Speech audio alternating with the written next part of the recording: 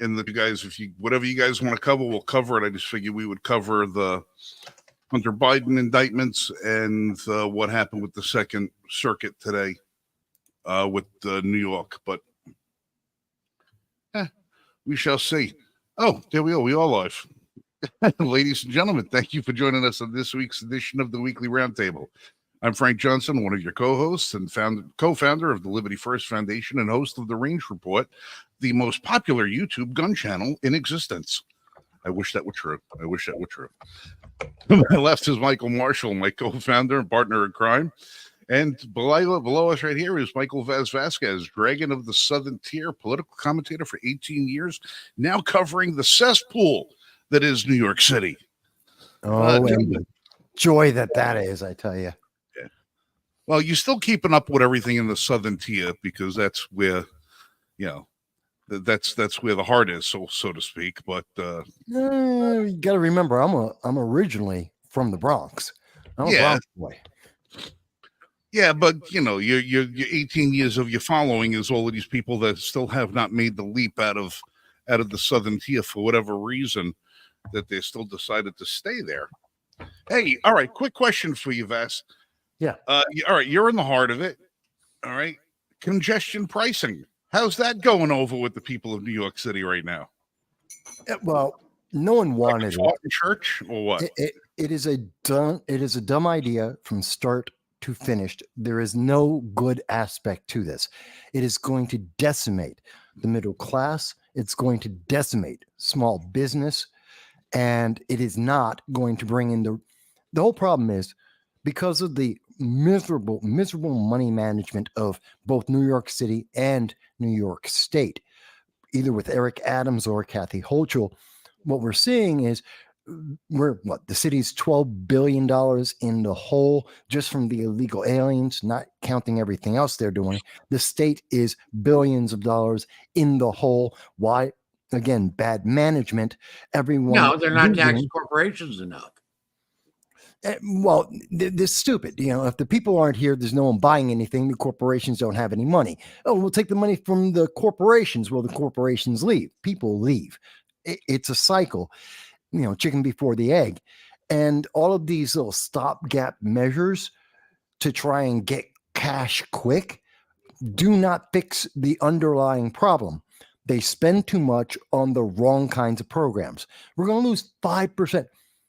Think about it. They're increasing the congestion tax at the same time that we know we're going to lose, 5,000 police officers, 2,500 just walked away from the job, retired.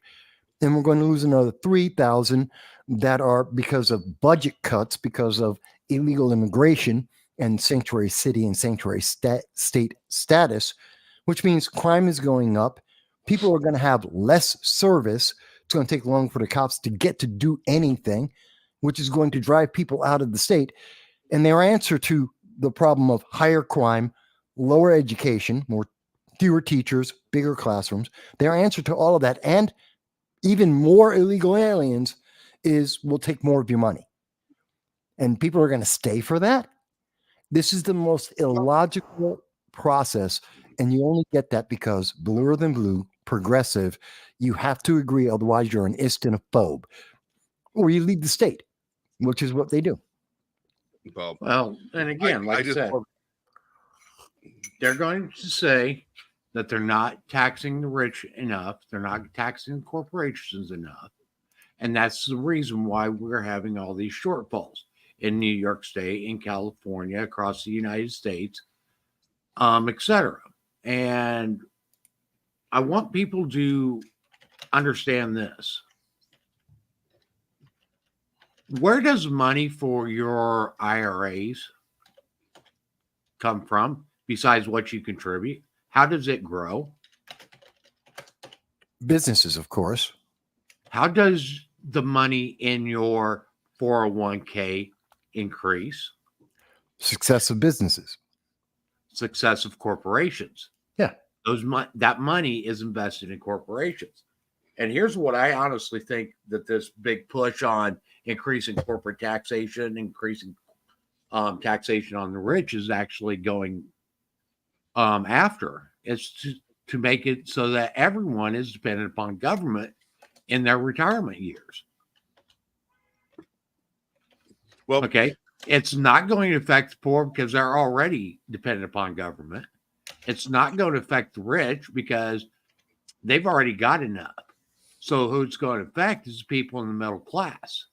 And when it comes time for retirement time, when these corporations aren't making the profits that they used to make, et cetera, because they are now being taxed excessively, we're going to feel that when it comes time for us to retire, and we aren't going to be able to afford it. So guess what? We're going to have to turn to the government to solve the problem. Well, it's the goose of the golden egg is what it is. The 401k retirement funds. It's the Social Security of 30 or 40 years ago. It's to the point now. It's a tax shelter. You contribute a portion of your earnings into your 401k that can't be taxed. Your employer, not if you do a Roth 401k. Right. Well, there's wrong. It's either taxed going in or coming out, but it's taxed. Right, but it's going to be taxed differently. Yes. And if you wait till you're 65, you wait till your retirement age, the rate is going to be different. Yes. They can't touch that money while it's out of their hands.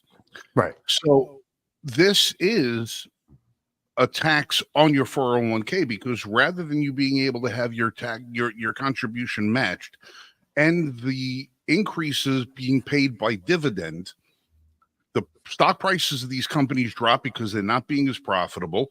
You get less of a contribution than you would have, and that is going to be equivalent of them basically taxing you, because they're taking the money now. Instead of coming after the money on the end, they're taking the money on the front end, because they're taking it from the very people that are contributing to your retirement fund. See, I understand that, but I don't think that involves too much thinking about the future. They don't. And they're not considering any of the end consequences, the dominoes that they're going to trigger at the end. Don't tell me they don't think about they're the masters of the long game. Everything they do is the long game.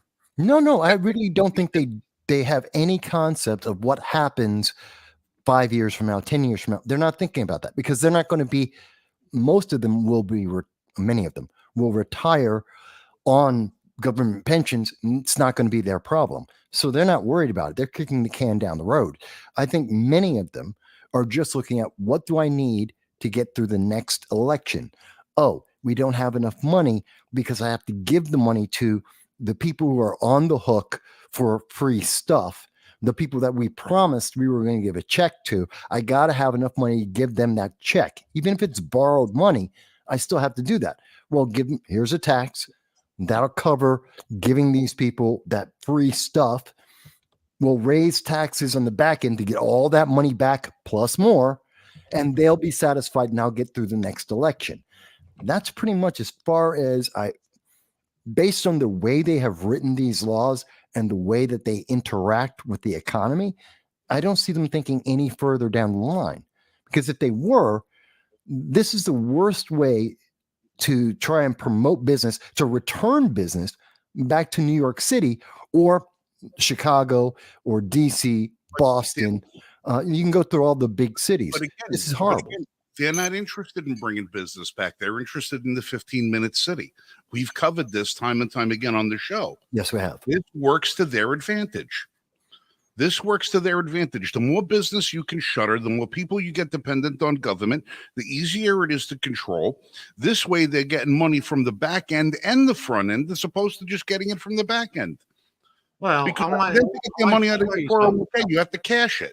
Now they're getting it from the front end by taking it from the people contributing to it from the first place, by raising the taxes on the businesses, lowering the dividends that everybody gets. Everybody gets less money in their retirement, makes them more dependent on the government in the future. You shutter the business, you close them down, you squeeze the dividend out. Companies leave New York. Again, more dependency on government. This is long ball. This is long ball. And it's also, and in your face, they're telling you, look what we're giving you. Look at this beautiful package that we gave you. Hocho's out on friggin' TV extolling the virtues of, this is the first in the country congestion pricing. This is so what? Are you friggin' serious? Of course, I get it because it's all part of COP 28, COP 28, the climate change thing. And, it's good for the environment. That's the way they make it sound like, see, but we're doing this for you. As always, we're the government. We're here to help. See how we're helping you? Because it's the distraction, it's the headline, and people will read the headline without understanding the details because they don't want to pay attention to that. It takes too long. You're going to spend 5 minutes. You'll find out how this is not going to help you. You'll be depressed. So rather, people look at the headline and say, it's good for me. Okay, great. Hey. And not think about anything else. You don't think this is an orchestrated attack? I don't think they're smart enough for that. I mean, there are. This is from the World Economic Forum. Well, global minimum again, it depends on who we're talking about. Who are we talking about? Could wealth tax ever be a workable climate fix? Again, Mike, are we talking about the local politicians in New York, the city council members, the assembly members, the New York state senators, even Governor Hochul? Are we talking about them? Or are we talking about the WEC, the WEF? We're talking about the DNC nationally. They're all together. I don't think so. Voters approved global minimum tax on businesses. Look, you don't need to have a general conspiracy or everybody reading from the same game plan if their end goal is all the same. When you have like-minded individuals have ideas that all converge for the same goal, eventually they're going to align. And regardless as to whether or not they're actually teaming up together behind closed doors to have everybody reading from the same minutes, doesn't matter. It doesn't matter. This is their oxygen. This is their water. This is what they need to survive. And eventually all those plans converge. They get the same idea. And eventually it all leads to the same end goal. Yeah, but guys, you're giving them far too much credit because remember, we've heard this over and over again. Eric Johnson in Dallas, we've heard this. You don't think their strings aren't being pulled by somebody globally? They wouldn't know. Again, when we look at State Representative Maynor in Georgia, when we look at Eric Johnson, the mayor of Dallas, when we've listened, you don't think their strings aren't being pulled? They have no idea. They've got somebody over them that are pulling their strings. Telling them again, exactly you're missing my what point. to do. You're missing my point. They don't know because they're not supposed to know. What we have heard from all the Democrats that are leaving the Democratic Party, pick your state, when they leave, they are all saying the same thing.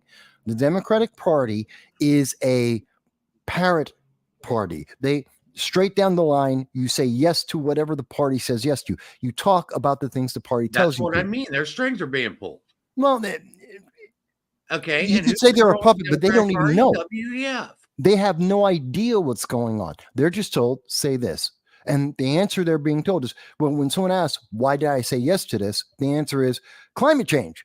Oh, okay. They have no idea beyond that. So you could say they're puppets, but they don't know that. On the local level, on the lower level, they have no idea, and neither do the people who are supporting them. They're just going Democrats straight down the line. Because they know if they don't comply, they're not going to get reelected. Right. They know exactly. They know they're puppets. I don't think many of them are. I don't think most of them care enough to find out. They know that they say yes. They're yes people. I don't think they realize they may be puppets. They think they're yes people, which is why they're perfectly happy to do that, maintain power, get a big check, and get some perks. They don't care. And the ones that do leave the party and tell everyone, hey, by the way, you have to say yes to everything, whether you agree with it or not, because you're in the party and you're elected. Otherwise, they kick you out. Like, as an example, we know on June 27th, every Democrat in the United States Senate had a meeting with moveon.org, where they were sat down and told that they had to support Joe Biden. They could not mention anyone else, whether they supported anyone else or otherwise. Otherwise, they would not be supported in their re-election campaigns, which is manipulation of our public officials. And it's kind of sad. And part of the reason that we see what's his name just left West Virginia. Why is his name escaping me right now? Manchin, which is why Manchin left. Because screw you. You mean I have no choice, no voice, can't say anything? I just have to be yes, yes, yes. He left. No, Manchin didn't leave because somebody else was pulling his strings. Well, there's many parts of why he left, but part of it's because he was told you have to say yes, and you got to stop fighting us on this, even if you think it's wrong, even if you think it's not going to help your constituents. Say yes anyway. Do it anyway. Well, he always said yes to everything on their agenda anyway. The only reason he ever appeared to be nonpartisan on a particular issue was because he felt that that's what his constituents wanted. That's why he kept telling Republicans, stop looking at Joe Manchin as if he's the guy who's going to come save the day. He's not. He's going to vote party line at the end of it anyway. He plays Mr. Wishy-washy so he can get more campaign contributions the closer to the vote, so he can go to his town hall meetings and seem magnanimous. And then he goes back to Washington and votes yes on everything they want anyway. The guy's a total tool. Not exactly. I mean, whatever did he ever vote? I am not a fan of Joe Manchin. I'm not. One thing. But I do not believe, and he's not been 100% down party line. To be fair to him, I mean, he's 75, 80% straight down party line. Which is about the most of any Democrat that's elected in not being party line, 20%. That's like outstanding for the party in terms of disagreement. No one does that. But he's about it.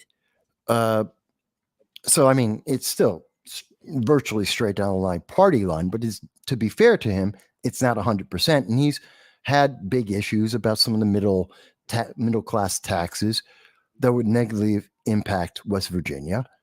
I got to give him credit for that. Now, do I give him credit for anything beyond that?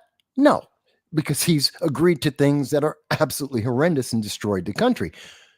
But, I give him the credit that he is due for what he did do. But the bigger issue is they are pushing towards the 15-minute cities. They're pushing towards more and more taxes. They're breaking the system. We're breaking our infrastructure left and right. All of it in the name of socialism. It's in the name of more powerful government, authoritarianism. It's in the name of trying to get more people dependent on government, whether they be American citizens or illegal aliens coming into our nation. And they're succeeding in that in the largest cities, which is predominantly the majority of where the votes come from for the elections. That's their game, and it's really insulting. It's dangerous, too. Hey, right. Hi, John, Gal. I see a few people. Joe Manchin voted against his party 153 times. Okay? 25.8% during his time. 95% of those votes were against someone nominated for a position. But every policy decision that was ever voted on, he went with his party. It was only nominations, and those nominations had something to do where he would have had to been directly responsible for to his constituents. Judicial nominees or people in certain positions, something like that. But when it came to policy votes, he's with his party almost every single time. The only time that he voted against something that was against were things that didn't pass anyway, that his vote didn't make a difference, that he knew they were dead going in. He's had a couple more votes than that. But looking at like it right 80%. Yeah, but like I said, the guy's not reliable for anything. Well, no, I'm not. Again, I'm not a supporter of Joe Manchin. I just give him the credit that he's due for what he has done, not beyond that, but not less than that either. Problem that we see, especially in the Democratic Party, where it's literally follow the leader, no voices, no deviation from the norm. You do what you are told. It's literally factory workers, just rubber stamping everything. And that's a problem for any democracy, representative or otherwise. And it leads towards authoritarianism. And we're seeing that in many of the policies, like in New York with the congestion tax, which is just a rubber stamp down the line. Somebody said, well, this will give us the money to give the free stuff. It'll distract everyone from paying attention about the infrastructure falling apart, the fact that our education system is falling apart, the fact that we're going to have more crime within a year. And to distract people from that, to get us through the next election, we need to give more free stuff. And that's all they're doing. And most people aren't noticing that. It's not that, and you and I, guys, we can talk about this. We can talk about the G20, the millionaires, the climate conference, because we get the details of it, because we're actually paying attention to multiple articles, not just in the United States, but around the world. Well, this is from 90% of our audience is never seeing any of this. This is from the Club of Rome. I just showed you WEF agenda for taxation of corporations and the super rich, or quote unquote super rich. Yeah. Okay. What we're seeing here in the United States, that's not the Democrat Party. Okay. It's being orchestrated at a global level. I've just showed you two instances. Okay. These are the very things that both of these groups are talking about. Yeah, the WF, the World Economic Council, the World Economic Forum, they've had an agenda for a long time, very much involved with the machinations of the UN. This is not new. This is progressive ideology in progress. I mean, this is part of why we see BlackRock, the ESG movement that has really affected a lot of our corporations. As an example, when we've seen the things with Bud Light, when we've seen the things with Disney, we've seen a lot of that. What is it? All ESG. That's part of, again, that agenda overall. Where's that agenda going? It's towards a more socialist, authoritarian government that does not abide by the Constitution, the amendments, nor does it benefit at the end of the day any of the people.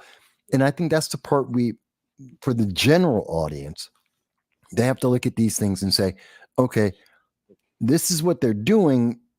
Understand the consequence, both immediate and long term, and then understand why are they doing it? Because you have leaders that keep getting reelected that are not there to be effective or efficient. They're there to maintain their position, and the powers that be above them are trying to steer you into dependency so that you cannot complain when they take away all of your freedoms. I mean, that's the way I see it working out.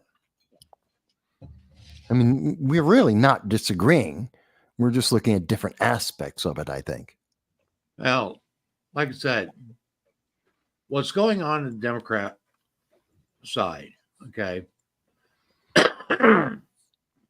is fully being orchestrated, and it's being orchestrated well above the Democrat Party. It is being orchestrated on a global basis. And the thing is they are, and like you did state, it is a push to get people to be literally subservient to government, basically where they have to rely on government for their entire needs, everything. That's really what the push for going all electric is. Okay. It is very hard to control fossil fuels or anything that is burning some other type of fuel. If you got everybody on relying upon the electric grid, it's real easy to shut people off. And they are. I mean, remember the summer of 2023 as an example, one of many examples. What did we see the state of California doing? LA. They were turning people's electric cars off. not the people, not the individuals, not even the car company. The state was turning off people's ability to recharge their vehicles, Well, regardless of what they were doing. Not only that, there are vehicles out now, and there are operating systems in some of these vehicles that all you have to do is hit a few keystrokes, and your car will self-drive itself back to the bank. Well, if you miss a payment, your vehicle drives itself back to the bank, repossesses itself. That I haven't heard of. Well, 2026, every new car in America is going to be mandated with a shutoff switch on it, so the government can shut your car at will. They're saying it's a public safety measure because police chases are becoming more and more frequent. And we want to be. Yes, this is what they're saying. This is the bullshit behind it. They're saying that they want to be able to say, if the police are involved in a chase or a pursuit, they should be able to call up into dispatch, give the plate number, which DMV will bring up the VIN. They call up the DOT. DOT sends the VIN to the manufacturer or to the government because they'll actually be in a database. They'll put the VIN in the database and shut the car off wherever it is. Now, that's just because they're saying, it's because it's a high-speed chase. Well, what happens when it's a high-speed tweet that they don't like and they want to shut your car off?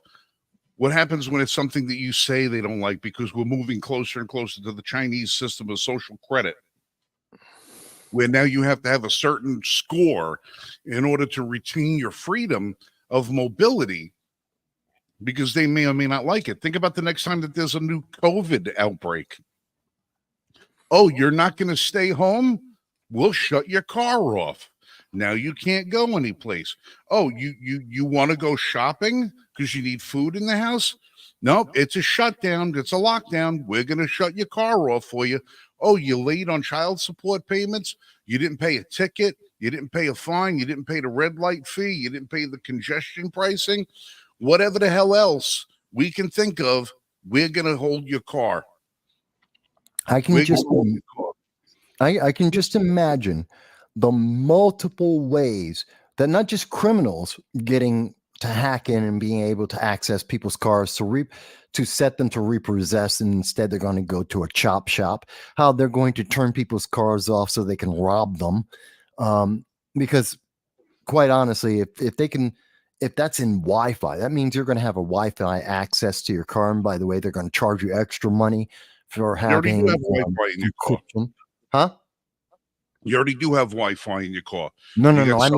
I mean Wi-Fi that's going to be controlling the driving of the car. If they can repossess it and it'll drive itself to be repossessed, if they can have the automatic shut off, I'm talking about that kind of program. What about when they install a little printer right up on the dashboard of the car, so that when you come to a red light at 2:00 in the morning, it changes green and you make a right-hand turn and you forget the signal, you get a moving violation printed out right on the car, because the car knows you just made a turn without using your signal.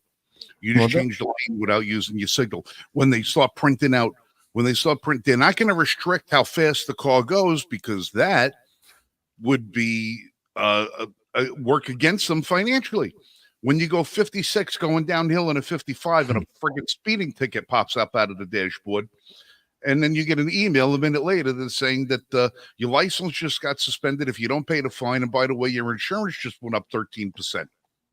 No, I see that, but that's not the aspect, and that's bad. That's another way to socially control individuals by having more government micromanagement. My bigger concern is the massive abuses, because you're going to see them do this to political enemies far faster than those already are massive abuses. I know, but it's going to get worse. And they're going to employ every single one of those things. You want to warm up your car when it's 12 degrees outside? You're going to warm up your car for 15 minutes before you leave work so you can get the heat up a little bit and defrost your glass. Nope. Your car's been idling for more than 2 minutes without moving. We're shutting it off. Well, of course. And again, I see that happening. I see that. But but another aspect of this is the corruption aspect, where they're going to be targeting their political enemies. Whether it's because you spoke out on social media and there your social credit score goes down, or it's political, you're voting the wrong way, you have a nonprofit they don't like with the IRS, Lois Lerner. That's another aspect of it. And we already see that this is happening, and they'll say, oh, but these are private businesses. Well, let's see. We have YouTube, the YouTube files that come out. We know they've been colluding with the government, the Biden-Harris administration, to specifically silence people. We know that we had the Twitter files. We know that all social media have been colluding to silence people. We're seeing that this move towards authoritarianism and the abuse of political, the unapproved voices of political dissent are being shut down. And imagine, it's happening in America. Everywhere else in the world is really screwed. Well, they don't even have the ability to do half of what we do. So imagine how bad they're suffering. Well, I mean, look at this. I just love how you said, they're political enemies. As far as the people go, the three of us would probably rank pretty high up on the list of political enemies. Oh, hell yeah. I get abused all the time. But I want everybody to understand something. I don't care if you're one of these people that runs around holding up a late-term abortion sign with half your hair shaved off, the other half is purple. You got 64 piercings. You got a bone in your nose. You got 100 tattoos on your face. You're the enemy too. You just don't know it yet because you're carrying their water. Drip a little bit and you'll see too just how much on our side of the enemies list you actually are. All you are is a useful idiot who's carrying their water. Evoke a little freedom, invest a little in dissent, and watch how quickly you become a target. We are all political enemies because we are not the ruling class. If you are not in the ruling class, you're either a political enemy or a political pawn. There are no allies once you're out.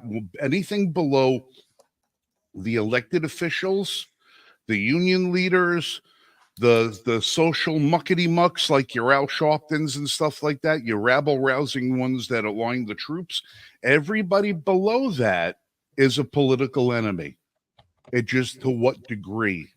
I would say even more than that. I mean, if you look at it, there is no one. Everyone on the left is literally one statement away from being canceled. We've seen it happen to Lizzo. We've seen it happen to dozens of politicians. What was it? Al Franken got kicked out just because of an allegation. We've seen this happen many, many times where you make one statement. A great example is Eric, Practical Progressive, Eric Adams. He made one statement too many about illegal immigration and that it's destroying New York City's infrastructure. And suddenly he has the FBI doing background checks on his campaign 3 years out after the fact. And now he's got a sex abuse scandal from 10 years ago that no one ever heard about. Suddenly he's being besieged, whereas before he was protected. Why? He said one thing too many. And so even as an elected official, you're not safe. It just takes one statement and you're out of the club, and now you're on the outside, and you might as well be as right-wing as MAGA, and you're done. He's doubling down on it because earlier today he jumped on a flight headed to Washington, D.C. to go talk to the people at ICE about what they can do to stem the tide of illegals coming into New York City, because it's now become so overwhelming they don't know what to do. So he's actually doubling down on it. Well, he's got no choice. He's got no choice. He's between a rock and a hard place. No matter what he does at this moment, he's going to fail, and he knows it. So he's trying to do the best he can to save himself. This isn't about protecting people in New York. He's not asking New York City to not be a sanctuary city, which would be the first answer. He's not asking New York State to stop being a sanctuary state, which would be the answer. The first answer: stem the bleeding, the flow, the flooding, to right the ship. He's not trying to do that. He's more than happy keep the border open, which means the problem will only get worse. But he has to do something, otherwise he loses everything. Well, I just laugh how he decided to fly commercial today to go up to go to Washington D.C. There's safety in numbers. Yeah, well, he did. There's been a couple of flights he's been called back on, but he knows. And part of what's going to happen is he's going to go to D.C. He's not going to be involved in any high-level conversations. He's not going to speak to Biden. He's going to have a couple of pictures. He's going to say he had a great conversation. They're working on the issue. People will pay attention to it. Why? Because it's 2024. The elections for president are coming up. They're going to be working on this. They're paying attention. We're going to get some help. He'll come back home. He's a hero because he made them aware and they're paying attention to it. Yay, yay, yay. Somewhere around April, we'll get, I don't know, another 10, 20, $50 million thrown at us just for whatever reason. They'll come up with a reason. We'll get an extra $50 million to deal with illegal aliens, and he'll look like a hero. Look, I brought all this money in. We're going to be able to house more of these illegal aliens. We've done a great job. Meanwhile, we'll have 250,000 illegal aliens breaking the system, so it means absolutely nothing. That's what's going to happen. In the meantime, we have become more and more authoritarian. In the meantime, we have lost more and more freedom. And the consumption tax is not the end of it. It's the start. They are so far down on the cliff. They've jumped off the cliff and they're halfway down going, hey, you know what? If I nosedive, I'll move faster. That should be better. They're literally just, no. It's horrendous. And it's not just this. I mean, we're seeing this in so many aspects of what's happening throughout America. We stopped seeing the news. Forget about the fact that we have 30,000 Americans that are in the wind for the last 3 years. That's one thing. But even in the most recent, not the Sudan, not the 15,000 in Sudan this year that got thrown away and no one knows where they are and no one speaks about it.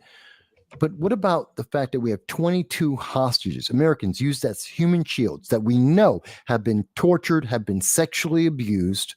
Joe Biden hit the low expectations that he set up, got two people back, and he's seen as a hero. He got 2 of the 3 that he talked about back home. There were 22. What happened to the rest of them? We don't hear this in the news anymore. No one's talking about it. It took them 2 months to even mention the fact, as we've been talking about on this program for 2 months now, I've been talking about the hostages being sexually abused. For 2 months, it's been international news. The American news media, the American politicians finally started talking about it this week. That, hey, by the way, women were being abused by Hamas. Oh, we didn't know that. We've all known that for 2 months if you follow the international news. What happened to the Americans that are still held by Hamas? Oh, we're not talking about that right now. Get them home. This is, if they don't care about Americans, Joe Biden, Kamala Harris, so empathetic, the Democrats, so concerned about you. They've thrown away 30,000 Americans, and we have humans being used as human shields and sexually abused as we speak, and they won't talk to you about it. How empathetic are they? Do you really think they care about you? Do you think they're going to treat you a little bit different because you're a progressive? Because you're running around at Harvard screaming about intifada and from the river to the sea, and you're pushing genocide, and it's approved by the president of the university, and you think they're going to treat you different? Hell no. Hell no. They'll throw you away just as fast as they threw away the hostages, just as fast as they threw away the Americans in Afghanistan, Ukraine, and Sudan. That's terrifying. We should be terrified right now. You talk about to the river to the sea. I was encouraged today that the IDF soldiers bringing the sea to Hamas today. Did you see that? What? I would pull it up, but it's too short of a clip to pull it up. IDF soldiers brought in a bunch of big giant pumps and they started filling the tunnels with seawater. Well, I know they had like of the 800 tunnels that they had found, I believe they have sealed 500. So this is an addition. But I love that they're adding seawater because that'll get to every one of the tunnels, whether they found it or not. From the river to the sea. You asked for it. Here you go. Yeah. I have no pity for Hamas. None. I have no pity for them. I have no problem with them dying en masse. They're terrorists, of some of the worst types of terrorists too. Not that there's a good terrorist, but they're particularly atrocious. And this is, of course, why we see Iran, which really, it's not Hamas, it's not Hezbollah, it's not the Houthis. We're really fighting Iran. Iran is doing exactly what the United States is doing with Ukraine. It's a proxy battle. Mhm. We're using the Ukraine to fight Russia. Iran is using Hezbollah, Hamas, and the Houthis to fight Israel and the United States. Well, I just know it was nice to see Hillary coming out and condemning Hamas for all of the sexual crimes against the Israelis that they have been committing. You know, that rape is not a part of war and all the rest of that stuff. No. If Hillary was serious about it, she would have said something 2 months ago. Well, leave the rape in politics. Leave the rape in politics. That's where she would prefer it would be. Leave the rape and child trafficking. You know, that's where it should be. Not in war. Not in war. Just where, you know. Where Bill's going to take a flight. Yeah. A private plane. Anywhere that they can control it. But that's beside the point. Yeah, but I mean, if they were serious, if any of them were serious, again, we've known this information since October 8th. Literally a day afterwards, we knew. We knew this because literally Hamas was putting the videos out on social media showing what they had done to terrorists and to hostages, civilians, and the dead. We knew this. No, that was all AI and CGI, and they didn't do anything like that. Didn't you know that Hamas was actually flying over at their paragliders, right? You know, they were dropping daisies, yeah, and flowers, and saying, please, let's we're all brethren from the same line. Can't we all just get along?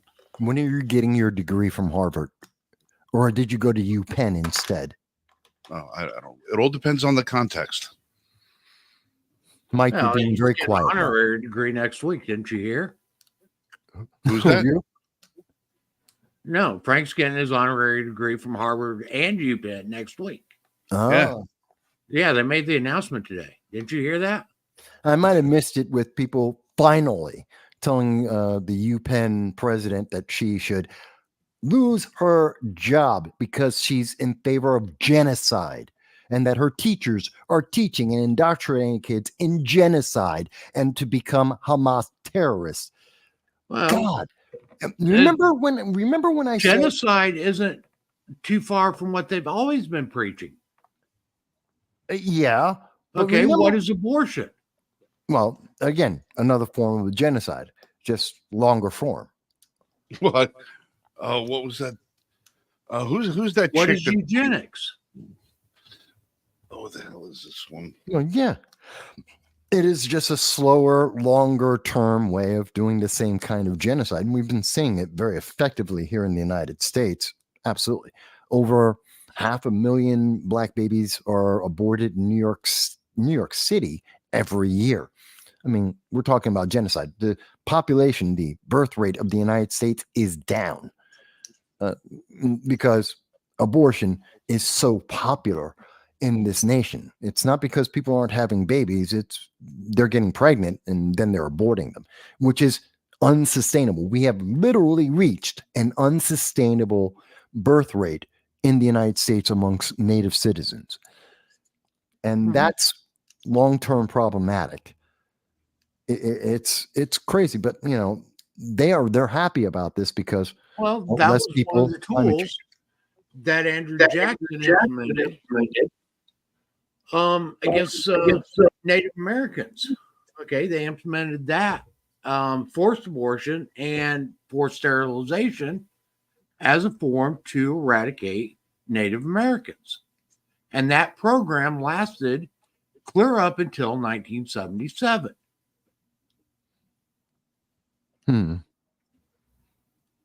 Yeah. Okay. And they think that abortion is a good thing. Well, okay. They're trying to convince people of that. It's Sanger was evil. Yes. He's the one that really instituted the implementation of Planned Parenthood and abortion clinics. Well, yeah, she said it herself. She was a eugenicist. She was against minorities. She wanted to eliminate them. That's the truth in history of Planned Parenthood, which is, again, when we look at the roots of many of these policies, which go back to some of the most autocratic and vile types of practices, the progressives always say, well, you just don't understand. You just don't get it. You're an ist and a phobe. No one should listen to you. Their answer is always, don't listen to you. I was in a conversation yesterday, literally yesterday. I was on a live stream with my buddy Larry Sharp, talking with a progressive, and we're talking about the funding of Israel and the Ukraine, which is obviously a big issue right now in the United States. Do we give more money to Ukraine? Do we give more money to Israel? And the answer that I got from the progressive, and people can see the live stream for themselves, I'm not taking it out of context, is she said, oh, Mike, you support funding Israel because the United States, my supposition is Americans were killed. 33 Americans were killed. 22 Americans have been taken hostage as human shields. That makes this an American issue. We are involved in what's happening there because our people are directly involved in this.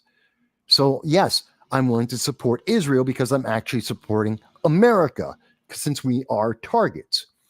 And the answer I got back to that argument, whether you agree with it or not, that's a different question. The answer I got back from the progressive was, well, Mike, you're supporting white supremacy. Think about that for a moment. And then this is how they answer things from the progressive point of view. And I'm literally quoting her. She called me a white supremacist. Because I said I want to typically want to eradicate people of Jewish heritage. Because Hamas wants to eradicate. In fact, she also told me that Hamas had never promised to eradicate Jewish people, Israelis and Jewish people around the world. Have. Which, I know. I actually have the Yale, from Yale University, 1988, the Hamas actual doctrine when they got elected. So she's wrong, but think I'm saying this is her answer to this question, which is a good question for America. How much money do we continue to fund Ukraine? Do we fund Israel? And if so, how much? Legit question to ask America. I gave my reasoning why Israel is a priority versus Ukraine, because of American intervention, because we're involved already, whether we want it to be or not. And the answer is, her counter to that is, you're a white supremacist. You're an ist. That's the status of politics in America right now. You have no legitimate answer to me. You have no legitimate counter. You have no argument that supports your side. So the only answer is character assassination. We can't run our government like this. We can't run our nation like this. Equity is destroying us. You're not a human being. You're just the characteristics. And the characteristics that this progressive professor, a PhD professor, teaches classes. And in her view, I'm just straight, male, black. Therefore, I can't support defending Israel and Americans because, well, you're a straight male black. You can't do that. That's not in your wheelhouse. And if you do that, that now eliminates my blackness and instantly makes me a white supremacist. Does that make sense to anyone? Does that make sense to you guys? No. But this is the logic that's being taught in our colleges. That's what's being shoved down our throats in movies, in TV, in our books, in our colleges, in our high schools, in our elementary schools, in the application of critical race theory. It's being pushed down our throats in every form of media that is out there on the internet. And they're telling us that, oh, but you're the bad guy. How am I the bad guy? I don't understand that. When they have no argument other than you're an islamophobe. Oh, you're MAGA. Yes, I want to make America great. Please explain to me, why is that a bad thing? They never answer that. Making America great. Oh, that's so evil. Why? Why is making America great evil? Don't you want your nation to be great? If you don't, what the hell do you want? Oh, we have to support Hamas. We have to support genocide. What are you going to do to people when you get in power? If you're willing to support genocide against any group of people, what the hell are you going to do to everyone else that disagrees with you? We are in a terrifying position right now. We may have gone past the tipping point. I mean, this is in all of our colleges, in all of our high schools. And, Eric Adams, he's a joke. So is Kathy Hochul. They're just trying to moderate the fall. We've gone off the cliff. It's a matter of, well, how fast are we going to hit the ground? And they're just like, oh, close your eyes. Just close your eyes. You won't notice that you're falling. You'll think you're flying. Just close your eyes. Yeah, falling with gravity. Well, I don't know if they're there to moderate the fall or expedite it. Maybe a little of both. Expediting it. I just didn't think. I don't think that Adams was as ready for the recourse as was doled out by the citizenry of New York. That now he has to appear to backpedal a little bit, but they're there to expedite it. I said they're all part of the same team. Yeah, I mean, for Hochul to be uploading that congestion pricing, as if we've talked about this before. Okay, they want to push us towards a cashless social economy. Because that is the only way that they can truly, completely control us. Oh, well, good news came out today. A study said that for the first time in 11 years, the use of cash in the United States is on the rise. Good. I agree. That's fantastic. I still enjoy using cash because I have never fully trusted electronic banking. I don't like that. I understand it's very convenient. And yes, I have a PayPal account. Yes, I have a Patreon. I get it. But there's something about digital currency, the fact that it's my problem with crypto. There's no value to it. There's no asset at the end of the day. Not even the hint of an asset. Well, there's nothing behind the paper money either at this point. There's at least the illusion. There's a psychological aspect to cash.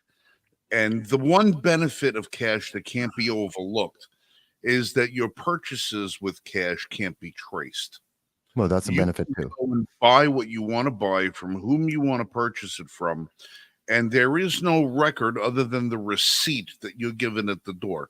If I have $1,000 in my pocket and I decide I want to go buy ammunition or I want to go buy turkey feathers, it's nobody's business but my own. Whereas opposed to electronic funds, everybody has the ability to track it.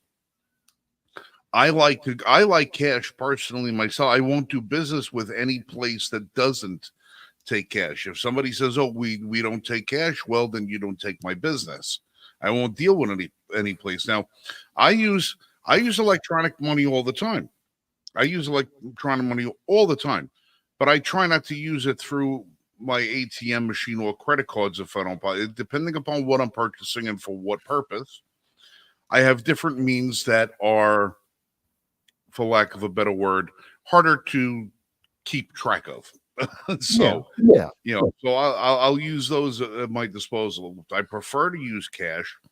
It's always nice to have cash in your pocket. You can get charged with vagrancy if you don't have cash in your pocket. If you're still on the books, that's still on the books. Yeah.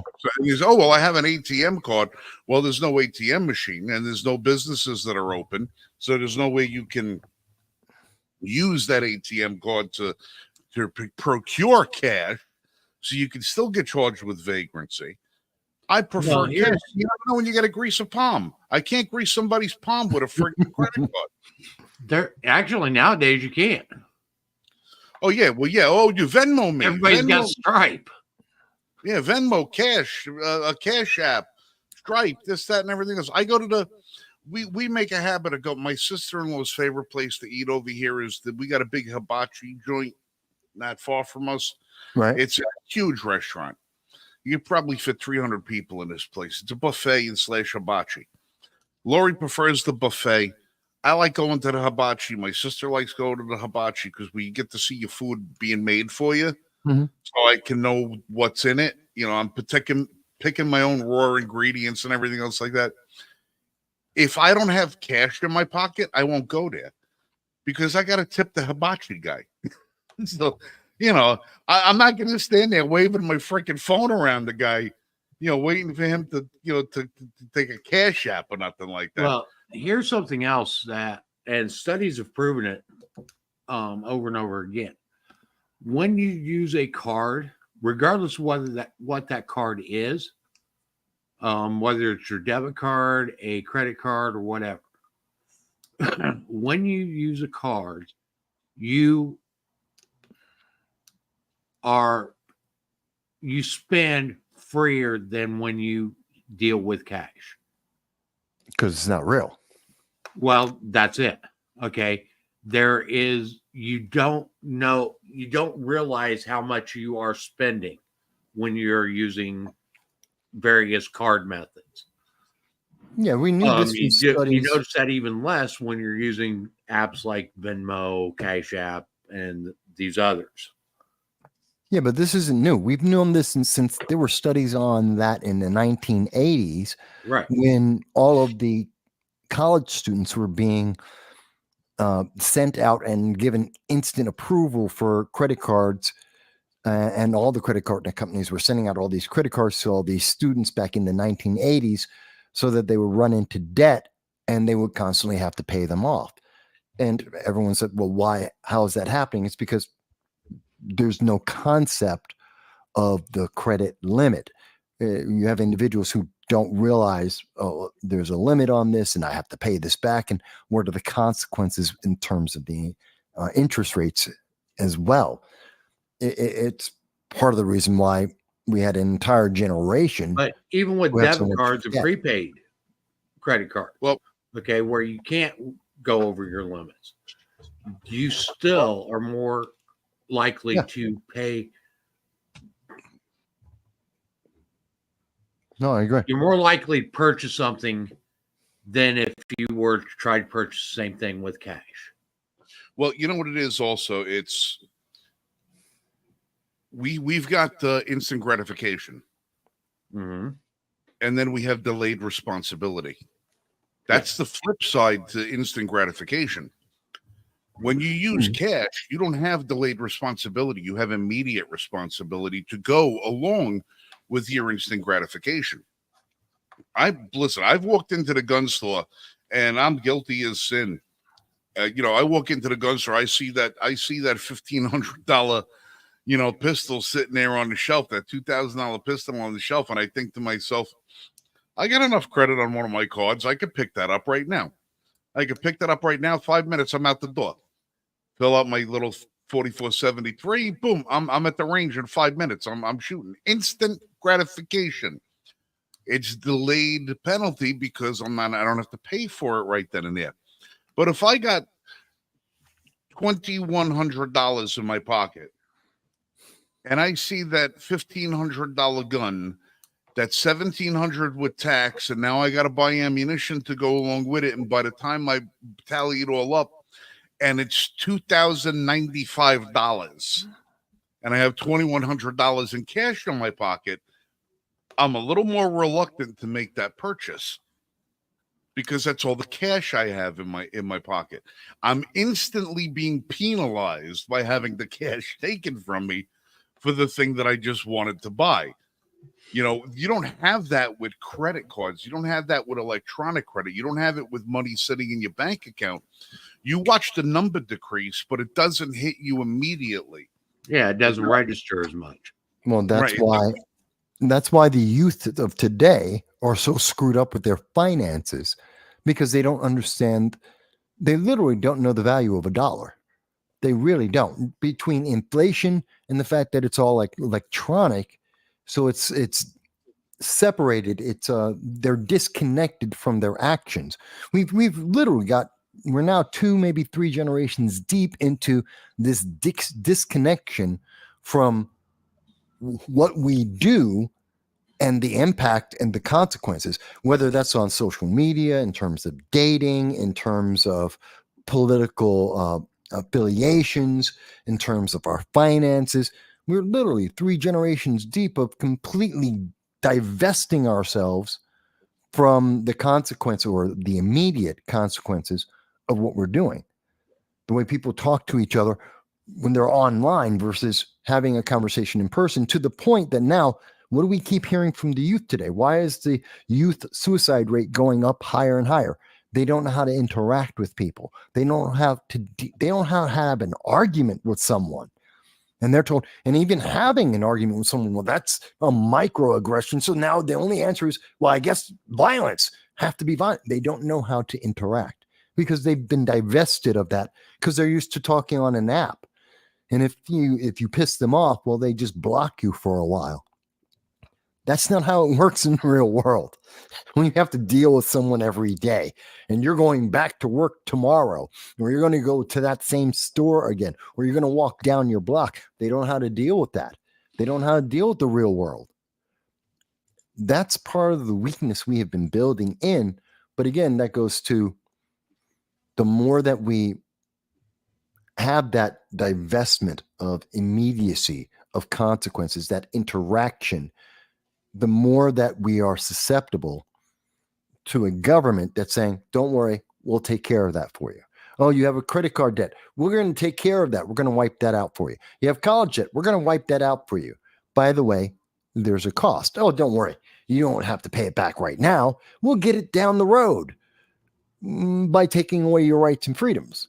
But you don't understand that consequence because it's down the road. You're not noticing it. They've been trained not to pay attention to the consequences because it's coming down the road. Of course, when it hits them like a ton of bricks, and they've got, what is this? Recently, I saw there was this woman who got what? It was on YouTube, a couple of sites.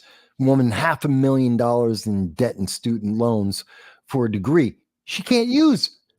We've got all these students, they got degrees, can't use. They're useless. Because they didn't understand the consequence of what they were doing. Take this course. It'll be fantastic. You'll do great. Yes, you can use lesbian dance theory or African studies, socialist politics. Fantastic. You are a genius at that. You have a PhD, a master's degree in these wonderful, useless degrees that mean nothing to anyone in the world. And you have more debt than most people's houses are worth. And then what? You still don't know how to go to a cash register and give back change to someone. You still don't know how to do anything. You're useless. Kids hate when we tell them this, but it's the truth. They're useless. There's a lot of useless in this world. They really are. It's just amazing to me. And these are the consequences of, we constantly are putting this delay, and to put in context of everything we've been talking about, And we have a government that is so fixated on don't think about the consequence. Don't think about the consequence. Illegal aliens are coming in. Don't worry about that. Open borders is a good thing. It's good for you. It's destroying everything around you, but don't worry about that. We'll fix that. We'll get a congestion tax because the rich, evil people that own all the stores, we're going to take all their money to pay for that, but that's not enough money to actually pay for it. And all of those people are either going out of business or they're leaving, but we'll still have the tax and we'll come up with another tax. And then we'll take some more from you because you're poor and you're the only one left because you've got no other choice. But don't worry, we'll take care of that on the back end, down the road. We will fix it because we're the government and we're going to take care of everything. And you just have less and less choices. And that's okay because we're the government and we're the good guys. We're here to help you. Just don't think about it and keep going down this path. Don't worry as everything crumbles around you. It's really insulting. And then we got politicians like, and I know we wanted to talk about Hunter Biden and the indictment, and we've got all these politicians corrupt as hell. Right or wrong, Eric Adams is being investigated. And do I think he did the sexual abuse? Probably. But do I think this particular case that's against him, is that political or is it just because? I think it's political. But look at all the politicians that have what politician can we point at, especially on the progressive side, that are without all these levels, layers upon layers of corruption? And Hunter Biden's a great example of it. He's a great example of layers upon layers of corruption that have been approved, everyone's been aware of it. It's been there for anyone. All you had to do is look. The journalists just never looked. The government just never investigated. But it's been there. And they just said, well, we just don't want to talk about it because it's not advantageous. And that's why he's being indicted now. He's got 9 indictments against him because no one wanted to look at this. It's not that we haven't known. Remember, it was 2020 and 2021, actually April of 2021, when we first found out that the FBI had done an investigation initially and had 400 charges that they could have put against Hunter Biden. And that's resulted in now he's got a total of 11 in 2 different setups. He's got 11 charges against him out of 400 that they had available. And no one and media just said, oh, well, we don't want to talk about that. That's not expedient. The government doesn't really want to look into this because, well, that's not helpful. Yeah, well, you had Stephen Fetcher being asked about that at the White House today, and he just did his little scarecrow walk to Marine One as he flew off to somewhere. And then you had John Clown Van Dam, your press secretary over there. She walked in and said, everybody's got to be nice today. And somebody said, oh, we're going to talk about Hunter Biden. And she, that's it, I'm done. And she ran away. Well, it's probably because the African press asked her a question again. Because, she hates African press talking about Africa. How dare they? How dare they? How dare the African news agencies ask about actual policies of the United States dealing with Africa? How dare they think that they can ask a question? What are they, white supremacists? Oh, well, they must be. But it's Hunter Biden is just the example of that, again, that disconnection of consequences. It's known. This is no surprise to anyone. Joe Biden was bragging about this stuff back in 2016. He was getting the money since 2015. And you can't tell me that ABC with 10,000 employees, the New York Times with 10,000 employees, CNN with 10,000 employees. Nobody knew about this. Nobody looked into this. Nobody. They have hundreds, thousands of people who are, their only job is to check these things. Nobody said, there's something slightly suspicious about this. No, of course they did. And when they did, the next level up said, nope, that's the wrong politics. Don't talk about it. Just what we had members of ABC News. They said, oh, yeah, but I know this is false. Don't talk about it. We're not talking about that now. What was it with Epstein Island? Remember that? The anchor for ABC News? The whole story 5 years ago. But that's the wrong politics. We're not talking about that. Kill it. They did the same thing for Hunter. It's just like, you guys see that this guy in New Zealand was arrested for releasing data about the COVID vaccine and accompanied deaths? I did not see that, although I bet I can tell you what the reasoning is about why he would get arrested, because it's confidential. They're going to claim it's confidential data covered by the patents, and it did not go through the regular process of reporting, so therefore it's unverified, so it's misinformation. And in New Zealand, that's a crime. A New Zealand man was recently arrested after allegedly illegally accessing COVID-19 vaccine data from the country's health agency. Barry Young, 56, former IT employee at Te Watu Ora, the country's health agency, was arrested for accused of illegally obtaining COVID-19 vaccine data and sharing it on the internet. Yeah, so I'm kind of right. Okay, and their rebuttal on him releasing this information, he released it on a international website. So it's not, he didn't release it on a New Zealand website. And essentially what they're claiming is that this person has no clinical background or expert vaccine knowledge and appears to be trying to spread misinformation. Which is the worst excuse possible. I don't need to be a doctor to read scientific data or a journal. You don't need to, again, we're not saying he wrote the report. You can't tell me, oh, Mike, I can understand astrophysics that's how we teach people. You read the scientific data other people before you created. Exactly. It's part of learning. You can't tell me, oh, but you don't know that. Of course not. That's why I'm reading. Well, that's why I get such a kick out of when these people try to claim, well, you're not a lawyer, so you don't know the Constitution. Yeah, but I can read English. I can read English. I have reading comprehension. I don't have to be a lawyer.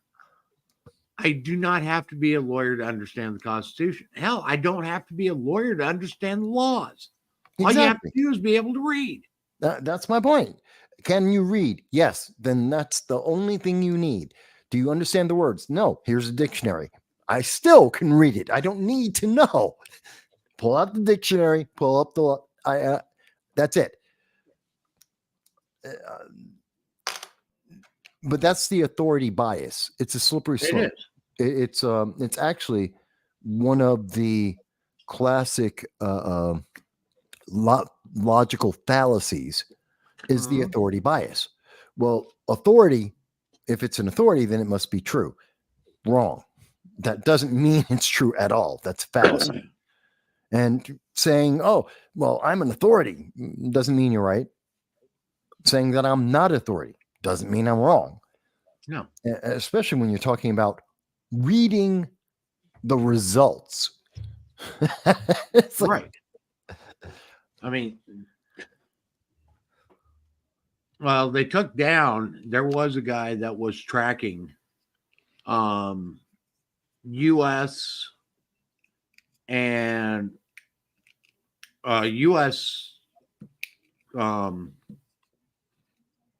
Vaccine or COVID vaccine interactions. Yeah. And they shut him down. They've been doing that for a long time.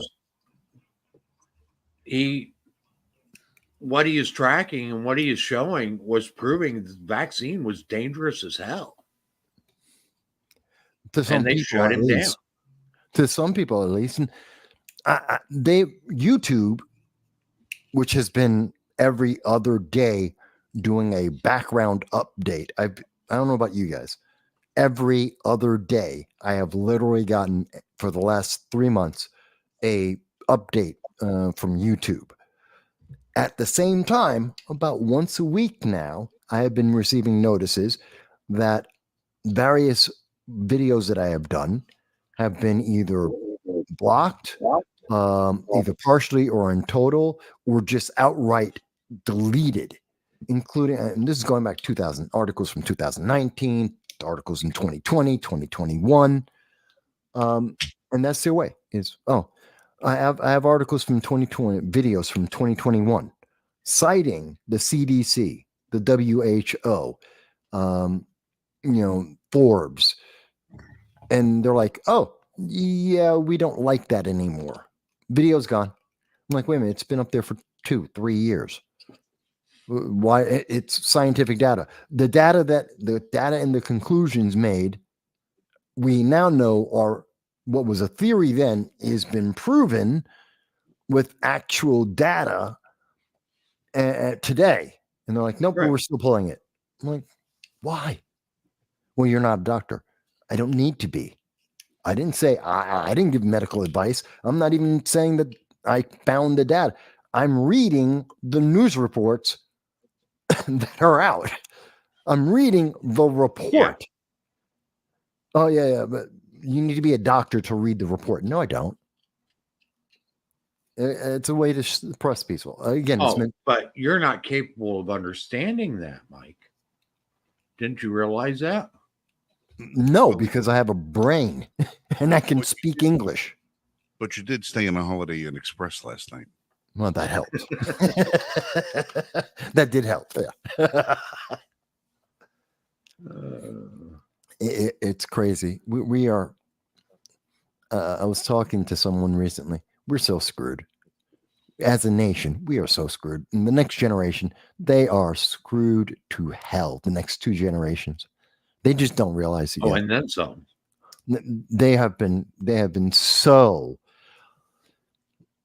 The expectations. No, I can't even say it like that. It's they're not prepared. They have no way of surviving. Literally, if you took your average 18-year-old today and put them anywhere else in the world, they'll drop dead. Anywhere in a third world nation, they will drop dead. You take any kid from a third world nation right now. If we pick up a kid from Uganda, brought him to the United States, he'll survive. Mm-hmm. You take a random kid from the United States and you drop them off in Uganda, they'll be dead in a week. We are screwed. Yeah. You want to know what's scared? What makes it's scary is there's one of the more popular channels on YouTube is actually a very, very wholesome channel. Mm-hmm. It's just a guy. He's some middle-aged guy, and all he does is fatherly advice. Cool. He teaches you how to tie a tie, how to change a tire, how to change your oil, how to do basic cooking skills and stuff like that. He says, for all the things, he says, these are the things that I think the story of it is he grew up without a dad, but he grew up teaching his kids everything that he had to teach himself. And he realized that there's a lot of kids out there that don't have a father figure in their life. Mm-hmm. So he tries to impart them with certain wisdom and certain experiences and everything. And he's also very interested in people teaching him things. That he'll ask for, advice about people. Hey, if you know how to do something, teach me so I can teach other people. It hurts me to know that channel has to exist. It shouldn't have to, because we didn't have that. I remember, when I was growing, I'm 50, almost 56 now. And I remember back in the 70s that my family in the Bronx, same building I'm in right now, there was a family that were friends with my family from Hungary. And I remember the father there, he would help me from time to time. And every so often, he'd just pull me to the side and we'd go down, and he would help teach me to learn how to run a wood lathe. He would show me how to do some basic woodworking. He would teach me how to do, just basic handyman stuff. Not because he needed to. It wasn't a requirement. He was just a friend of the family. It was something he'd do. There was another family, a bunch of World War II veterans, German, and he actually paid to send me to the American Foreign Legion camp. I remember doing that, not because he needed to, but so that I could just learn basic skills. We would teach kids basic skills. I remember I know how to sew really bad. I mean, it was something that I learned, and then I learned it a little bit better in the Marine Corps. Yeah, we all learned it in the Marine Corps. Yeah, basic. I mean, we had to learn how to sew on our patches, our insignia, and hem our pants, and right. Again, very basic. I'm not winning any awards here, and I'm not making any clothing fashion statements, but basic. Go and ask any random 18-year-old, anyone on the internet right now. I guarantee if we did a poll, you will get the majority, if not the overwhelming majority of those who are 20 and below can't do basic sewing. They can't do basic cooking. They don't know how to do anything with woodworking. They don't know how to do maintenance. They are useless. We are in trouble. Here's something. Okay. We are trying to claim that a lot of this is because of fatherless homes. In part, yes. Okay. And they're trying to claim that that's a big part of what's going on in the Black community. Yes, absolutely. And a lot of other areas. Well, this isn't the first time that the United States has faced a crisis of fatherless homes. There was a huge amount of fatherless homes after the Revolutionary War. There was a huge amount of fatherless homes after the Civil War. There was a huge amount of fatherless homes after World War II, after World War I, after the Korean War, after the Vietnam War. Okay, so I don't buy this. I buy this is we are no longer communities anymore. We are individualists. Well, there's also something else to that, Michael. You go back and listen to what you were just saying. If you look at it, you said throughout our history, there were a lot of major conflicts where American men sacrificed their lives for the cause of freedom. Yeah. Leaving behind wives and children and no father figure there. And you said, like, once you got through with like World War II, you had Korea, you had Vietnam. Okay. The numbers we lost in Korea and Vietnam substantially lower than what we did in World Wars I and II. The Civil War are substantially lower. Yeah, absolutely. By tenfold.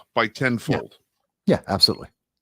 You know what the difference between the fatherless homes at Korea, before Korea and after were? Government programs.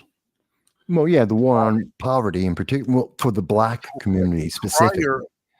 Prior to the Korean conflict, and even though that there were a lot of social programs that were out there that were geared at dismantling the prosperity in the Black community, because the Black community was at one point very prosperous after Reconstruction. Look at Black Wall Street.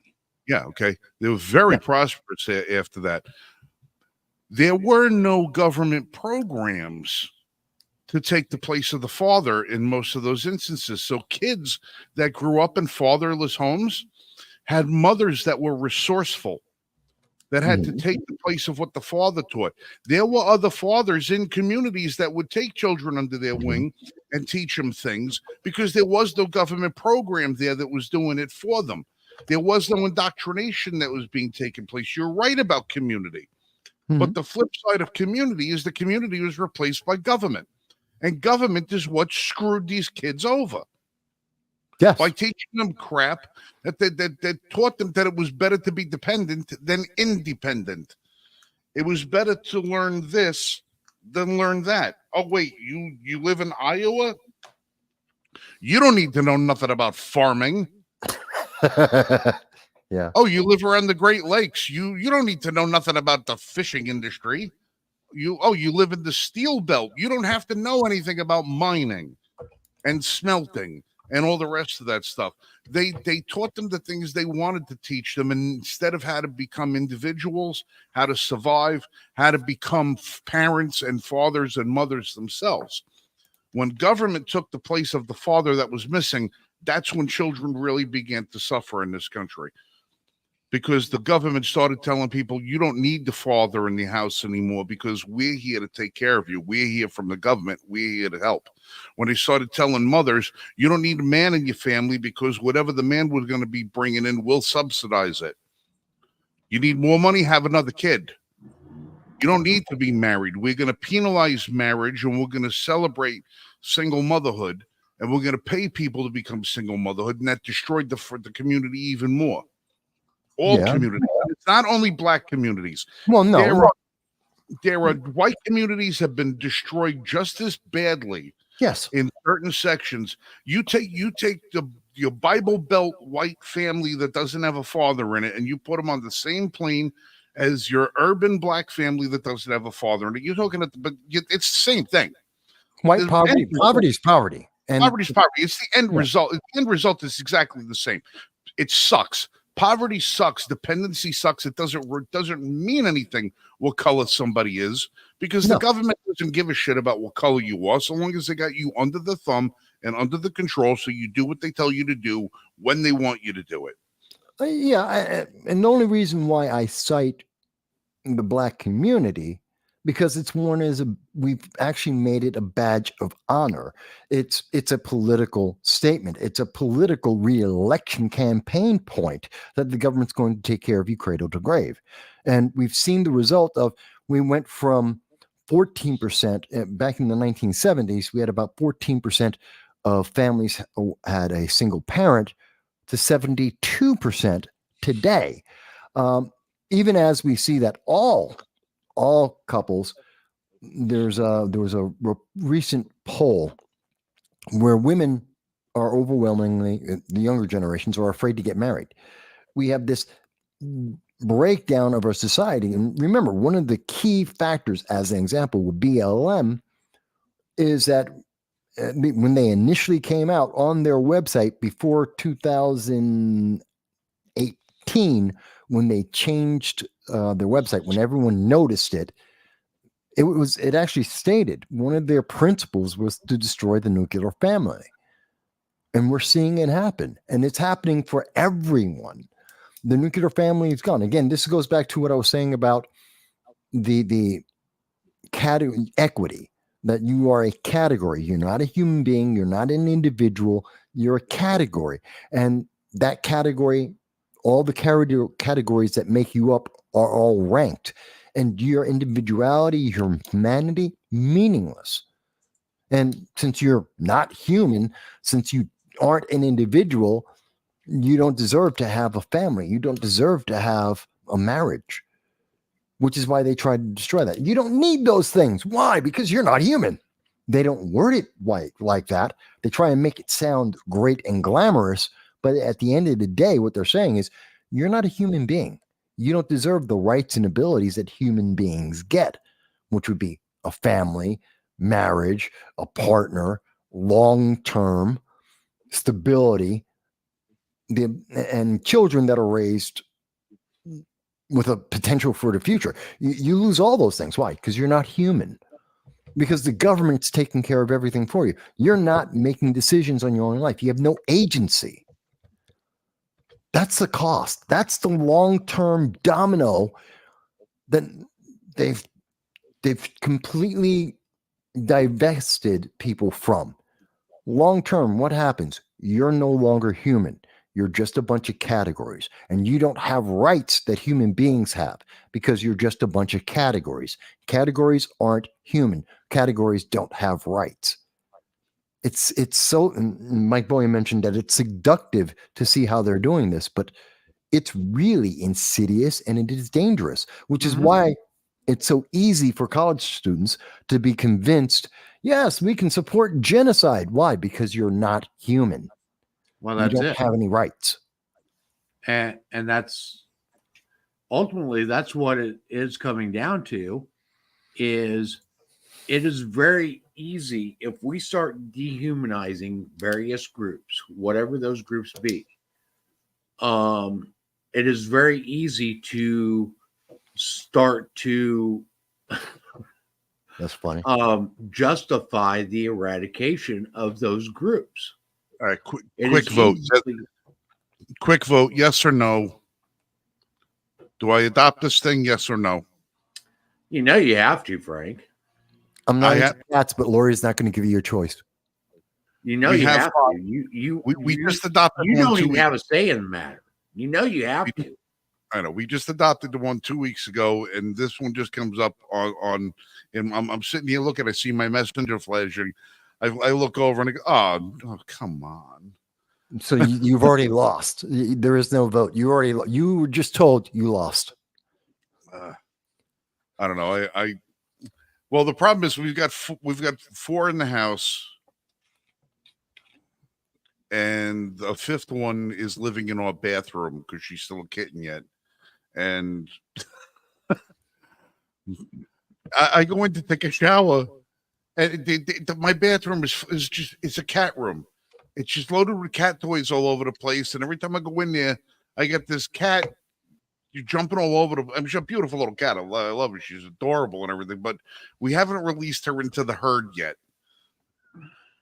So I think Lori's getting ready to release that one, and she's thinking that maybe the bathroom will be lonely if it doesn't have a cat living in it. Hey, I'm not into cats, but it's a cute cat, but not a cat person. Well, actually, she just sent me another picture. She says, "How about this one instead?" And I'm like, so okay. Now I know. So now it won't be one cat; it'll be 2. Yeah. So you lost the choice. It's not, are you getting a cat? You are getting a cat at least, most likely 2. Well, it might be this one. I don't know. No, I think it would be the first one. It's I don't want to. That's a cat. No, they're both kittens. They're both kittens. They just happen to be Angoras, and they're very big. Okay, the other one looks smaller. No. Get you a Maine Coon cat. What? Well, that's what I mean. That's what they are. I don't even know what that is. If the next cat I get is going to be a bobcat or an ocelot. That would actually be cool. Or a brain damaged mountain lion. Not a mountain lion. Too big. Bobcat. I'd get a bobcat. I don't like cats, but I'd get a bobcat. They're kind of cool. Bobcats are cool. Or a lynx. Lynx have a cool look. But you can't. But you can domesticate a bobcat to the point where you can get like that's 99 cat. Yeah, you can get like 95% of the feral out of a bobcat if you get them early enough. But a lynx will always be a wild cat. It'll tolerate you, but it will rip your throat out if you while you're sleeping. So That's always every have cat. a guard. That's all cats. All cats will eat you if you die. They'll eat you if a dog will stand guard. And this is why I have a dog. This is why I've always had dogs. Well, that's why I have 3 dogs. Oh, yeah. Oh, And that's the problem. Puppies like win versus cats. That looks like my rule. Brutus. I miss my Brutus. Boy, the show went into the house. They get this big. Well, that was my Zeus. Zeus was my English Mastiff. That's a Turkish Kangal. Well, look up Russian Caucasian. What? That's like that's like a Siberian Husky. If you could take a Siberian Husky and cross it with a grizzly bear and then interject them into your worst nightmare, that would be the Russian Caucasian. Okay, because I've seen Russian Siberian Huskies. They're huge. The thing could eat my thigh back when I was in the military. It was enormous. No, 91. Russian Caucasians are not the biggest dogs in the world, but they are by far the most fierce. They come in at about 200 pounds. Okay. And they fear nothing. That's one of those things. Is that's it one of those? Yeah. Oh yeah, I've seen pictures of those. They're like, it's enormous. That's like not a Photoshop thing. That they're just like really friggin' enormous. That's like real. And they're one-person dogs. It will have one master and will tolerate the rest of the family. But eat the rest of the family. No. Those dogs will have one person who's the master, and the dog is one level below the master as it comes to who's in charge of the household. Everybody else is under the dog.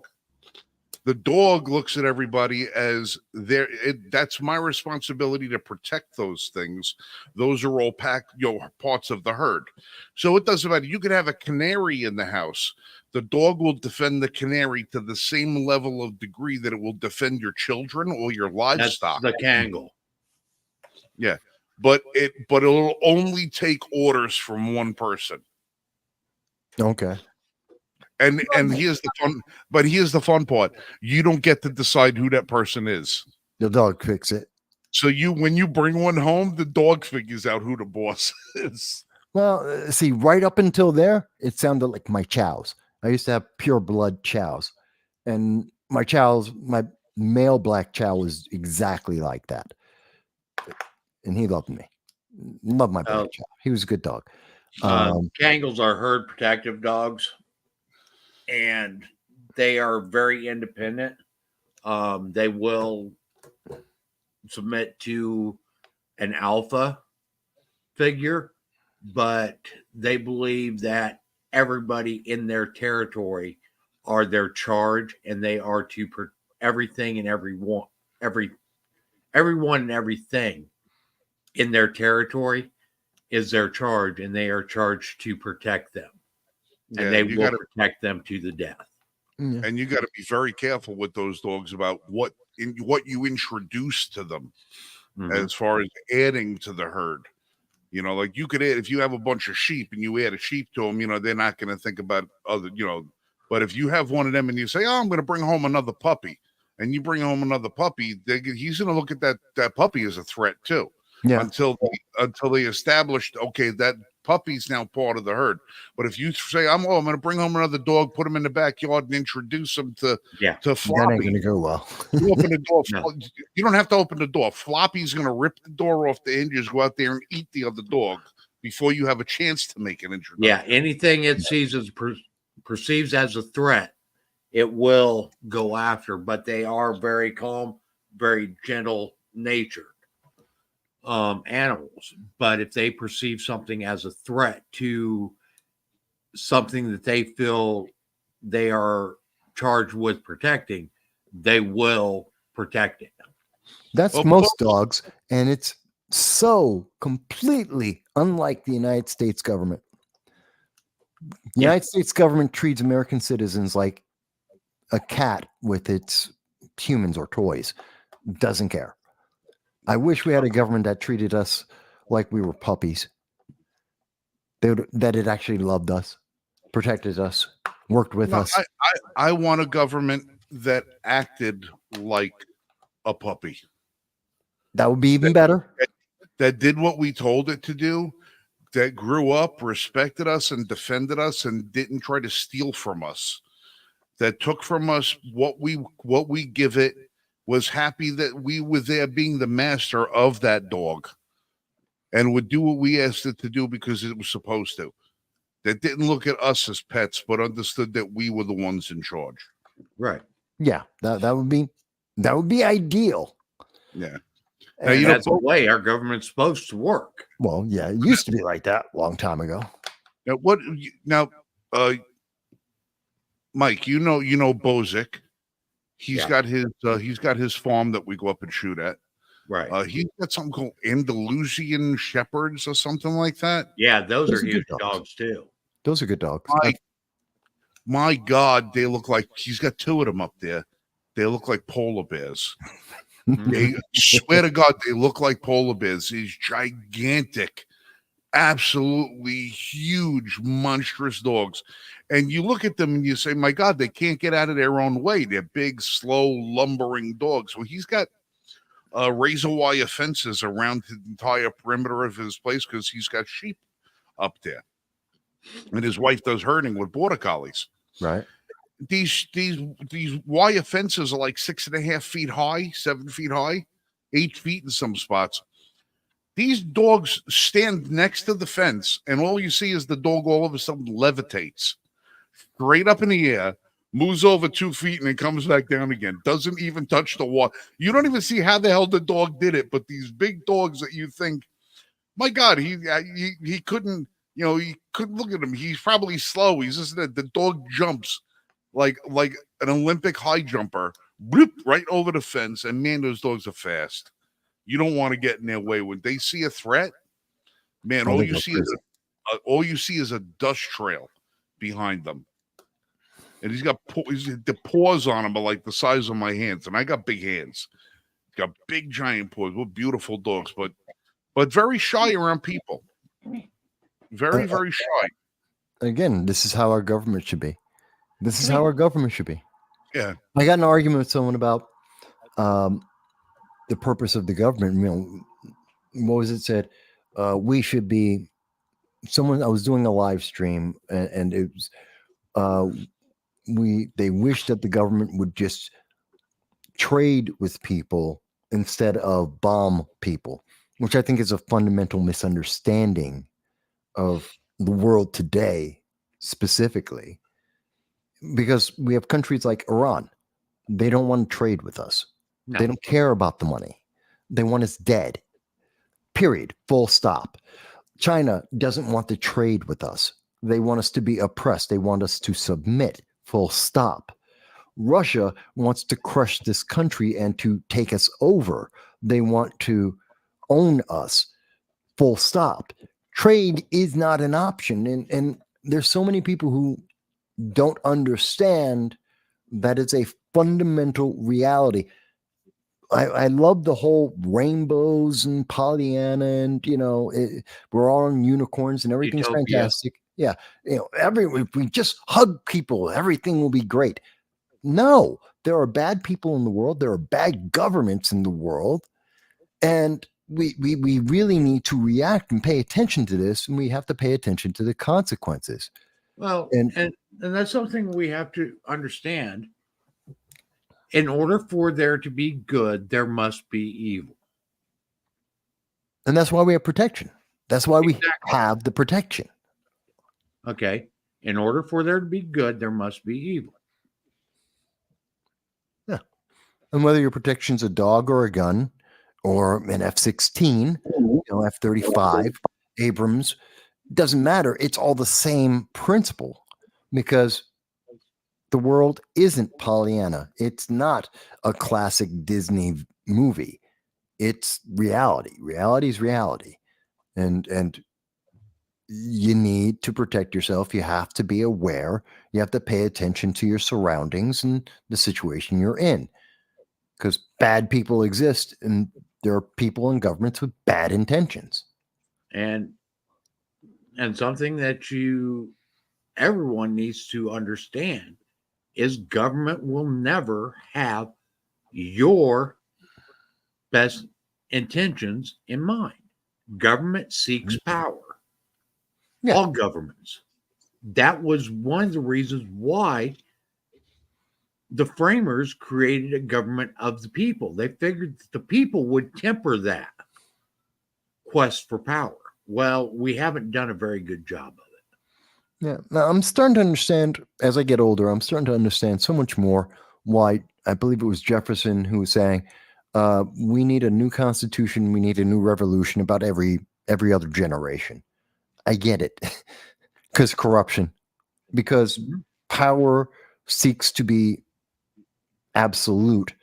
The more power exists, longer that it exists, longer that it functions. And that's why the phrase "the tree of liberty" must be watered from time to time with the blood of tyrants and patriots.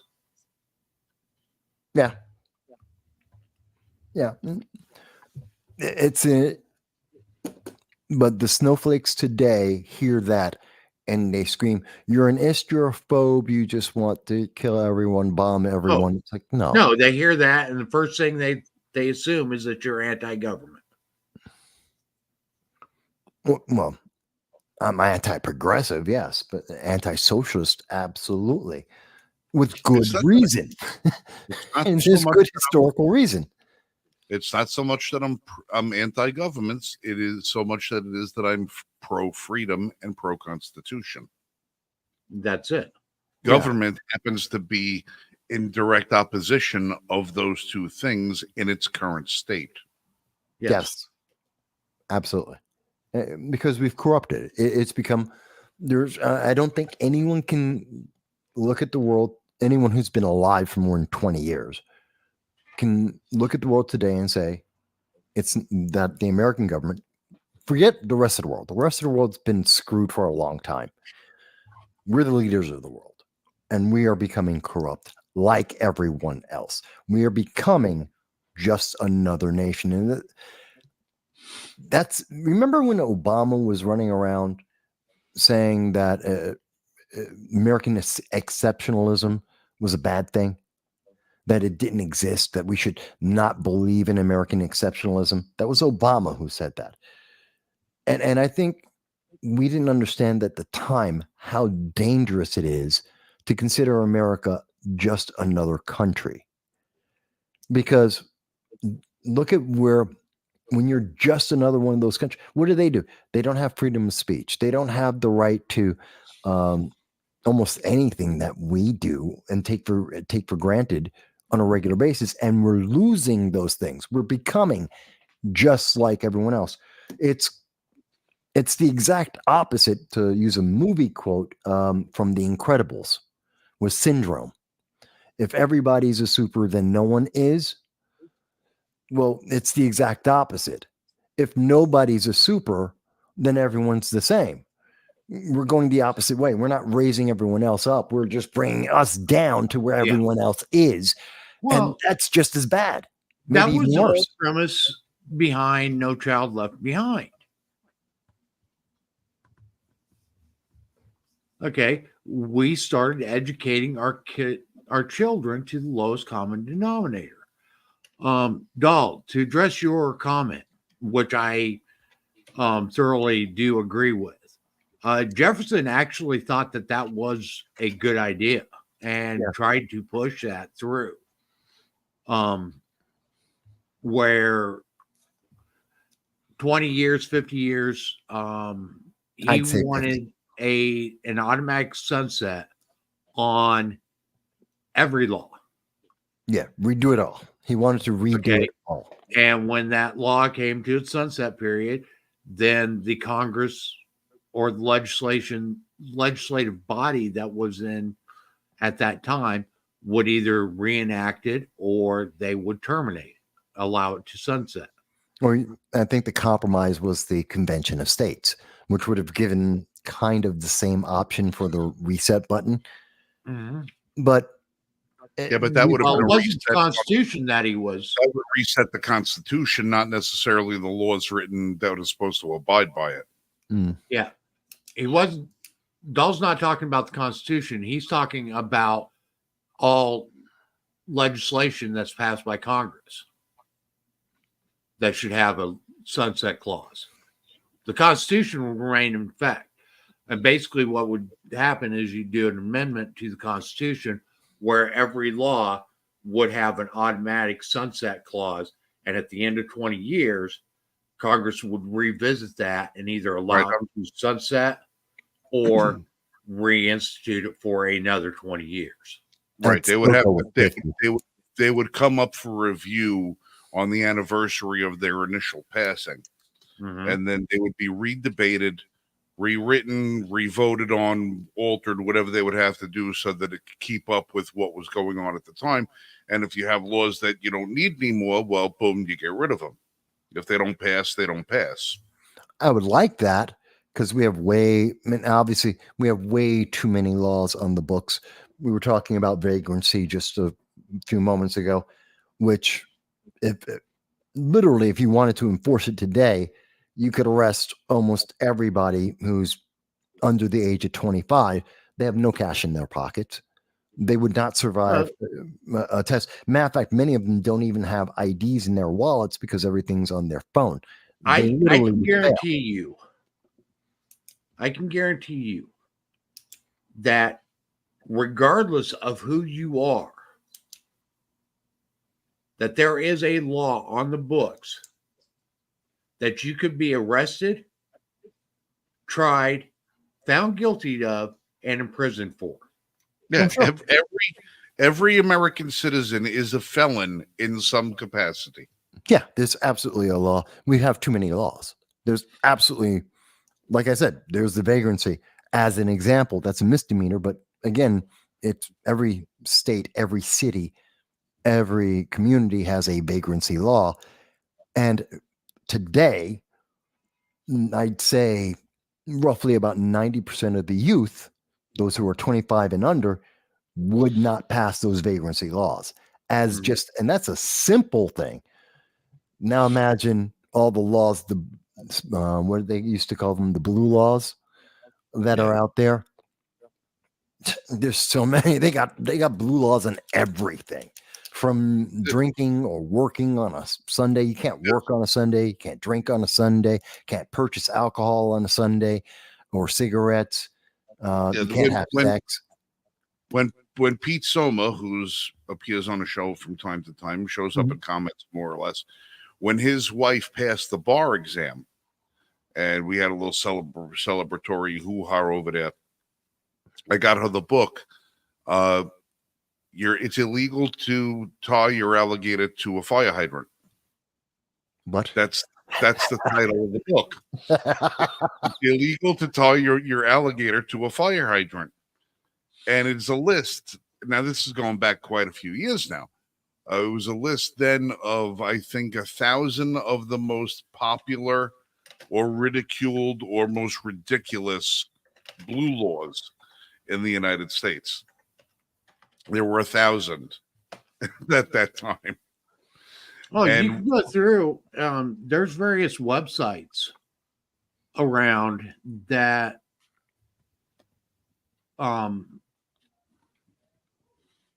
post what is some really asinine laws that are still on the books. Yeah. They may not be enforced, but they're still on the books. Yeah, we don't ever get rid of laws. We just stop talking about them. Right. But the scary thing about those blue laws, though, if you really think about it, if you've got a district attorney or somebody politically who's got a hard on for you and wants to make your life a living hell, and they can't seem to find anything else to file on you, they'll go to the blue laws so they can have probable cause to arrest you for something. Yeah, if you really want to get someone. Because the law is the law. And they will, and all of a sudden it'll be, we are a nation of laws, not men. You know, it'll be that, you know, and they'll use somebody saw you do this, that, whatever else, and it's a violation of the blue law, and then they'll use that as a means to try and figure out how to violate your rights in other ways. Right. You know, and unless we get rid of those things, that's what I mean. It's like, that's why I love jury nullification. You know, because if you have a law that's so stupid, and so, the guy broke this law, but your law is stupid. Your law is unconstitutional. It's stupid. It violates every tenet of freedom that we're supposed to espouse in this country. And you want me to find the guy guilty for doing what he should have done? No, not guilty. Goodbye. You know. Well, and that's one thing that we as citizens in our various communities, we have so many people that try to avoid jury duty. They will come up with every reason under the book or under the sun to avoid jury duty. Well,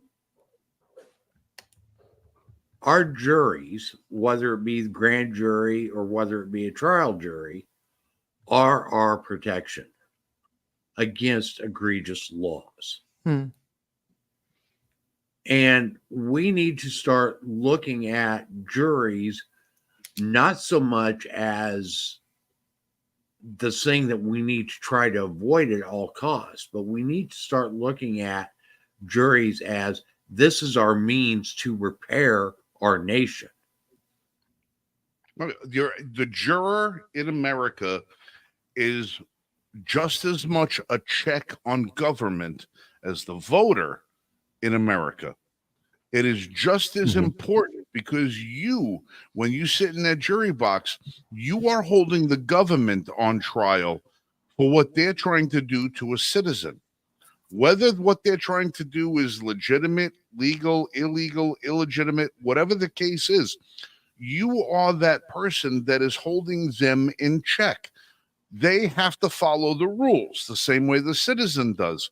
And when you sit there and you go and say, I don't want to serve jury duty, I don't want to do this, I don't want to do that, you're leaving it up to somebody else. And eventually, one day, you might find yourself as a defendant on something. And you better pray to God,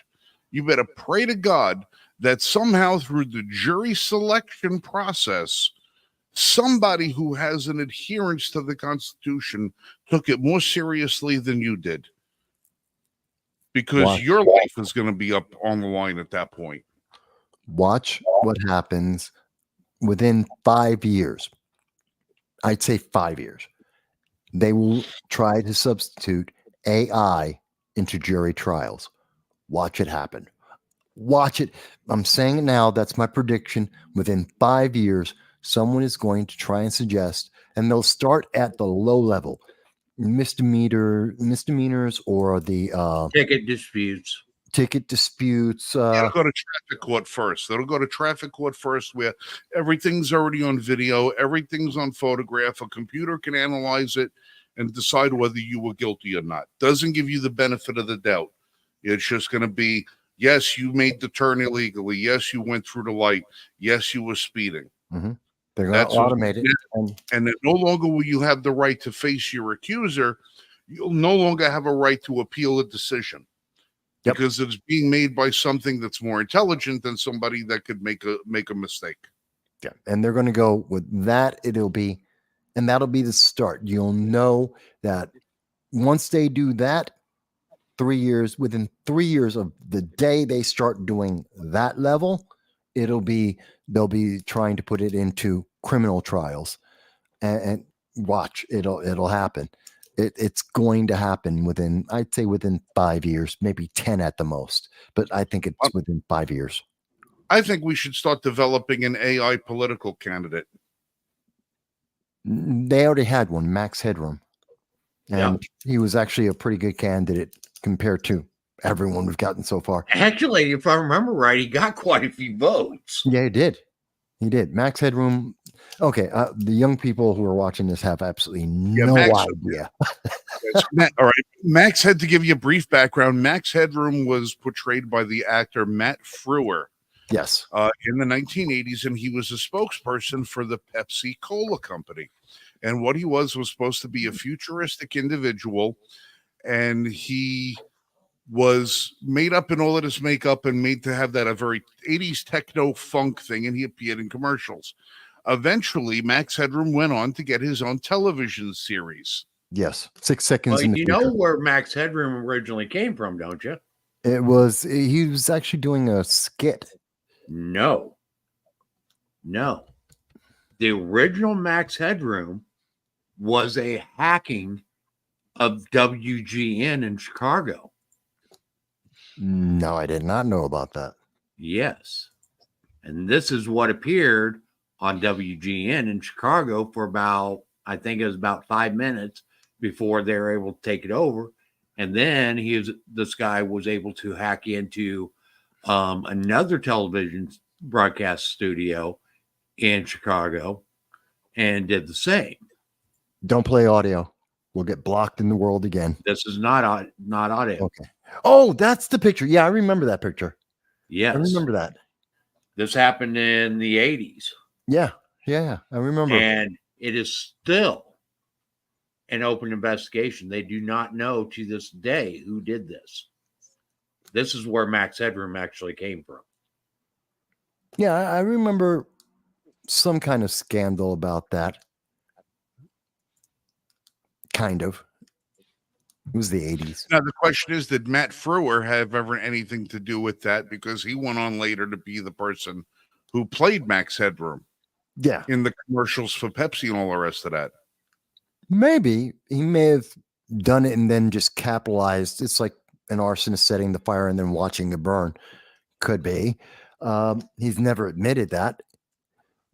But again, we don't know who did do it and how they did it. All I remember about the Max Headroom TV show is it was absolutely stupid. No, it was kind of fun. It was. No. There was a storyline. If you're into cyberpunk, fighter. No, he wasn't a crime fighter. It was a cop show. No, and he was the artificial intelligence. No. Some bullshit like that. No, nothing like that at all. It's if you're into cyberpunk, you'll get it more. Read Mona Lisa Overdrive. He's a AI entity, the first AI and only AI entity. Matt Frewer is playing a reporter. Max is occasionally helping him do reporting as well as doing his own thing because he's his own entity. And they're basically news reporting against overly powerful corporations. It's a cyberpunk dystopia, which is kind of based on the liberal view of the future in the worst outlook possible, that they hate capitalism. But there's actually a storyline. It actually made sense. It wasn't great, but it was pretty good for 80s TV. Yes, I watched the entire series, and I'm into cyberpunk and Mona Lisa Overdrive, William Gibson. So the more nuanced elements of it, you'd actually have to be into the genre to understand some of the things they're alluding to that they couldn't directly say because it's on national. Again, this was national TV. For those who are younger, you couldn't do Game of Thrones on ABC in the 1980s. You'd never get it on TV. It would never, even HBO of the 1980s, 1990s, you couldn't do Game of Thrones. It would never make it. Oh, no. It would be considered triple X rated. I'm just waiting for Manimal to come back on TV. Oh God, you gotta be kidding me. Now this is Max Headroom from the TV series. Yes. And that was also when he did Pepsi and he did a couple of music videos. It was very, very, very popular. I loved it. It was actually pretty fun. But again, I'm into that genre. You have to be into the genre to get a lot of the nuances. But it's interesting because, like a lot of forward-looking sci-fi, we're seeing elements of that being today. I mean, everyone likes to point to 1984, but you can also go to Starship Troopers. You can go to a lot of Philip Dick's work, his later work, were very prophetic. Do Electric Sheep Dream. And I don't mean Blade Runner. I mean the book. Read the book. Then see the movie. If you haven't seen, then see the director's cut. And don't see the sequel. It was crap. Read the book. See the first movie, Blade Runner. Read William Gibson. And it's interesting to see their take on the future is so surprisingly accurate, because in each and every one of those cases, what we're seeing is different ways that they're looking at. And this is how the government will get corrupted. And because it's corrupted, it will fail. And you will see overcrowding in cities, even though we don't necessarily need cities to be overcrowded. You'll see that there will be an immigration problem. We're seeing that. You'll see an infrastructure breakdown. You'll see abuses allowed to happen because politicians are more concerned about re-election than actually getting anything effectively done. Insane amounts of inflation, insane amounts of debt, which stagnate the growth of individuals and create a pseudo class system, because you'll never be able to escape it. There's too much debt. There's too much inflation. There's not enough growth socially. In fact, social growth is looked down upon because that would disrupt the power structures that exist. It's very interesting. And literally looking at all that, I mean, you can go to Soylent Green is talking about aspects of that, although it's very eco-fanatical, which would make it perfect for Greta Thunberg today. Soylent Green is people? That's the key. But a great film, and it's dealing with aspects of, again, look at the overcrowding, look at the immigration, open borders, look at the abuses of government, people who are in power that allowed this to happen, to allow that corruption to be commonplace, which then leads to additional problems. Yes, they use climate because, climate was, at the time, they were still believing the climatologists fear-mongering coming out of colleges at the time that there was going to be a global famine if we ever reached 2 billion people on the planet. And here we are today at 8 billion people, and the world hasn't stopped eating. So, I mean, Well, there's more food in the world than what people could eat, and we throw more of it away than what could be consumed. It just, corruption is one of the reasons why it doesn't get where it's supposed to go when we send it where we want it to go. But that's beside the point. Listen, guys, it's 11:08 this evening. We're 2 hours and 8 minutes into the show. I'm going to be booking out of here in a couple of minutes, but before we did, I just wanted to touch on one thing as far as New York goes. Now, you guys can discuss the Hunter Biden thing, because you're going to be getting into tax law and shit like that. We haven't even touched into his gun case that is now in a different jurisdiction. I just wanted to touch on the Second District Court of Appeals put a big kibosh on a lot of New York's concealed carry improvement law. Yeah, it's a little bit of a win, a little bit of a loss, but we still got to go a little bit along the way. They came out and they pretty much said that the whole "your gun is illegal unless we say it is" part of the law is unconstitutional, which meant, like, what New York was trying to do was say that if you were carrying a firearm in any place that's public or private, businesses or churches or anything, that you would be committing a felony unless you had written authorization previously from from said organization that you had, particular permission to carry your concealed firearm into and on the premises of these facilities, whether it's a business, a school, a church, or whatever, because they're all private schools. You're not supposed to carry in a public school, but they're all private schools, and that was each time you entered. You'd have to have new permission each time you entered. Right, because the rules change from day to day. The second Court of Appeals came out and said unconstitutional. You can't do that. There are a couple of other minor provisions that they knocked out of the way that I'm sure we're going to wind up. Though they're not going to even contest them because they were so minor. The one that we didn't get knocked out of there today was sensitive areas. Yeah, no, not the sensitive areas. That one's still going to be this. The one that we were trying to get them, I think that was more or less in most importance was the whole issuing, because it's one thing that all right, issuing. Got your permit, we'll fight where we can carry. That we'll keep fighting with that. This was the good moral standards clause of that they could deny you your permit based on what they glean about your social history. You have to be somebody in good social standing, which means they wanted to be able to review your Facebook, Twitter, any of your social media accounts, all the rest of that, and make the determination whether you were somebody of good moral character. Well, I'm sorry, but I don't want the person sitting there who's going to rub a stamp whether or not I get to exercise my constitutionally protected civil rights to be the person to decide whether I have a good or not moral character when they got a bumper sticker on the back of the car that says I support late-term abortion.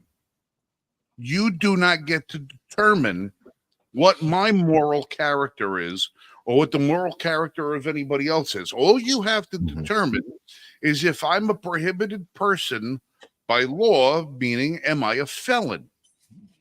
If am I a felon? Have I not had my rights given back to me? Am I still a prohibited person? If I'm ineligible to carry a firearm, you have the right to deny the license as it stands today.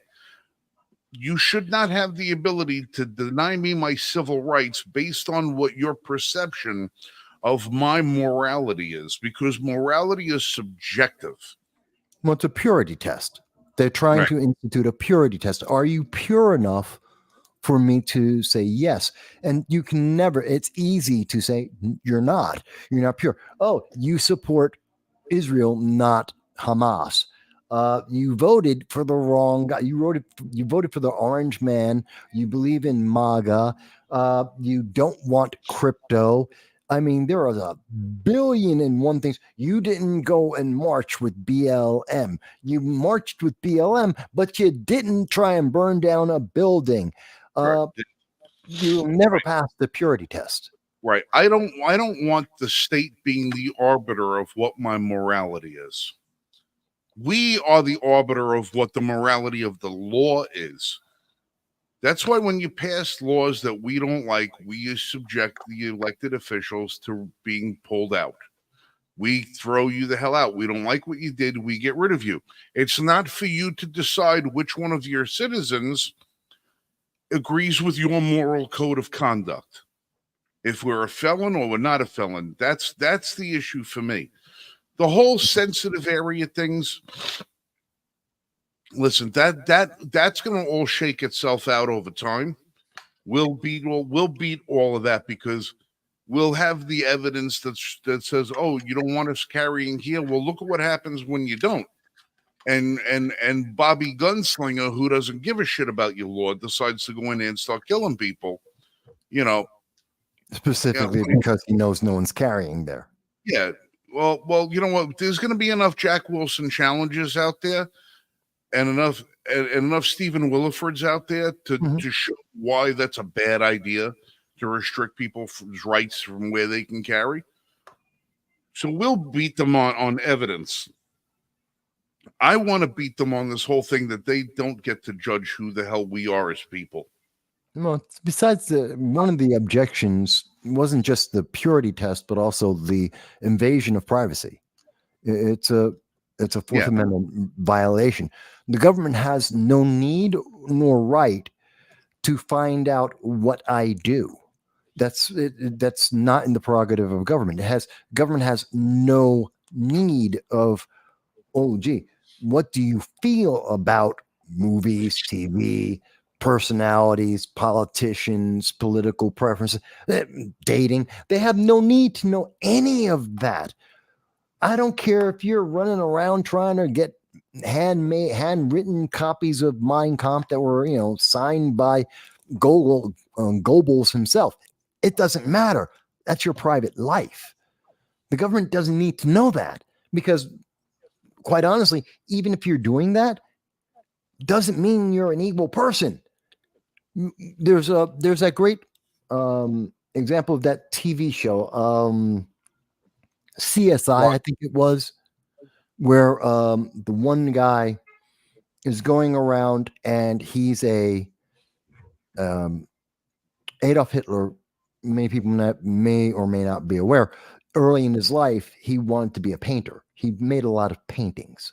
Mm-hmm. He wasn't very good at all, but he did make paintings, and there are people who collect his paintings. And this one TV show, I'm forgetting which one it is. It's one of the detective ones, and this guy actually authenticated whether or not something was an actual Adolf Hitler picture, and he also was a collector. He would buy them very often. He would buy them. That's one of the things. And so throughout the entire show, this actor, the guy who's doing it, the collector, he was the same guy who played in Star Trek Voyager as the medical doctor. And he says, come, no, you really need to see my collection at the end of the show. Let me show you the collection. Let me show you why I'm collecting Adolf Hitler. Because the assumption is, of course, he's just this evil, bad, right-wing lunatic. It's a collection of jars with ashes. See, he collects them to burn them, to eliminate them from existence, which is why he always wants to make sure he has the authentic, because he's destroying the reality, that what actually truly existed, which is why he became an authenticator. So he could know this is what that evil dictator created, and I'm going to destroy it. And that was his pleasure in life. That was his purpose in life. But if you're the government looking at this, if you're looking at this from the way people like to, some government official is going, oh, well, should this guy get it? Well, I know he's an authenticator of Adolf Hitler's pictures. Oh, well, that's evil. He's a bad guy. You don't know that his private collection is where he burns them all, because he doesn't make that part public. He doesn't publicly tell people, otherwise they wouldn't let him authenticate their paintings anymore or sell them to him anymore. That's the reason why he kept it private. And now the government's looking at it going, oh, well, you're buying Adolf Hitler pictures. You must be a bad person. You don't get to defend yourself. You don't get to express yourself. You're just bad. Social credit 0. This is an evil person. See, that example, which people go, oh, that's kind of extreme. But there's the thing. If it doesn't work in the extreme, it's not going to work for the norm. There's 1,001 ways that if you have a moral purity violation of your privacy, you're opening yourself to, 1,001 different ways people will misunderstand your life and punish you for it when it's unnecessary and by definition prohibited.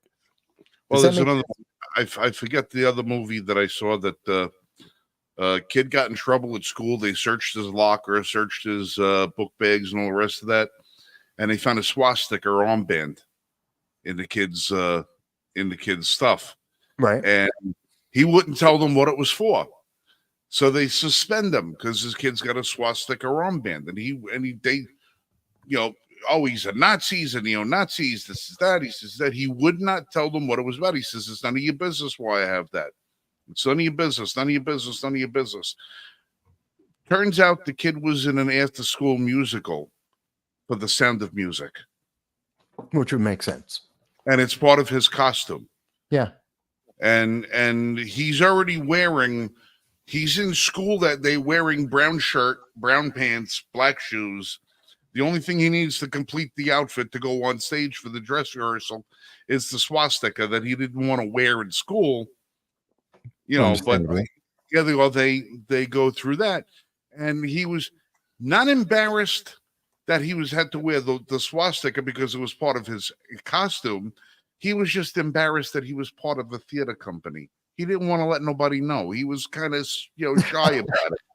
He didn't see the moral dilemma in playing the part because it was part of the musical. Right. It wasn't he was playing the role, so he didn't have a moral dilemma playing the role. He had an embarrassment dilemma because he didn't want to let everybody know that he could sing and dance before he did it. Before he did it. But like I said, it's another thing. It's like that you're right about conclusions. People can jump to conclusions about a whole host of things. Why were you here? Why were you there? Why were you there? Why were you there? None of your business. You ever get pulled over? What's the first thing where you coming from? None of your business where I'm coming from. Where are you going? It's none of your business where I'm coming from, where I'm going. It has nothing to do with it. Don't fish. Don't fish. What did I do? What am I legally required to provide? And you'll get nothing more than that. That's it. We allow everybody too much. We allow everybody too much. So we don't want to make waves. We don't want to, we want to make everybody's life easier. We don't want to seem disruptive. We don't want to seem, like we're disagreeable or that we're antagonistic or anything else like that. Too many people have given up their rights to try and make somebody else's life easy or appease them, or because they were afraid that they were going to get a ticket worse than what they got. Too much shit going on. All right, listen, guys, exactly. I'm gonna jump out. This little kid here, I hope he sues the ever loving crap out of people. His family is filing suit. They have to sue him, and they're going to win. And it's going to be just like with Nick Sandman. It's going to just be like, what's his name out of Gun? Rittenhouse. They're going to sue the hell out of them. That kid's going to win. And it was evil, and I'll say it, evil to pick on a child when it was obvious that this was not racial. There was no racial component to it. It was a kid with his family enjoying a football game. Not only is he not in blackface, he's in war paint. Yeah. And he's part Native American at a Chiefs game in traditional Chiefs headdress. You screwed the pooch on this one. Holy crap, that was bad. Well, they're trying to backpedal it and say that they were still justified in doing this because the Chiefs should be held accountable because they should have been more aggressive in getting their name changed. What is objectionable about Chiefs?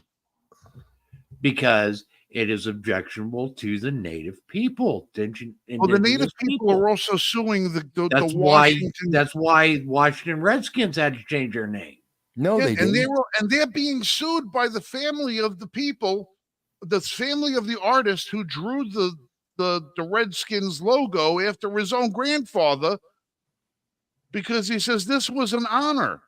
The Redskins logo was a war cry. Yes. You were honoring. There was the first Native American team first team that celebrated Native American history in the United States, and you went and stripped us of that honor. You might as well have taken the fucking land again. Well, again, the unintended consequences, the long-term consequences, the result of this domino of constantly current moment. It's that, what do they call it in the movies? They want the modern audience that doesn't exist.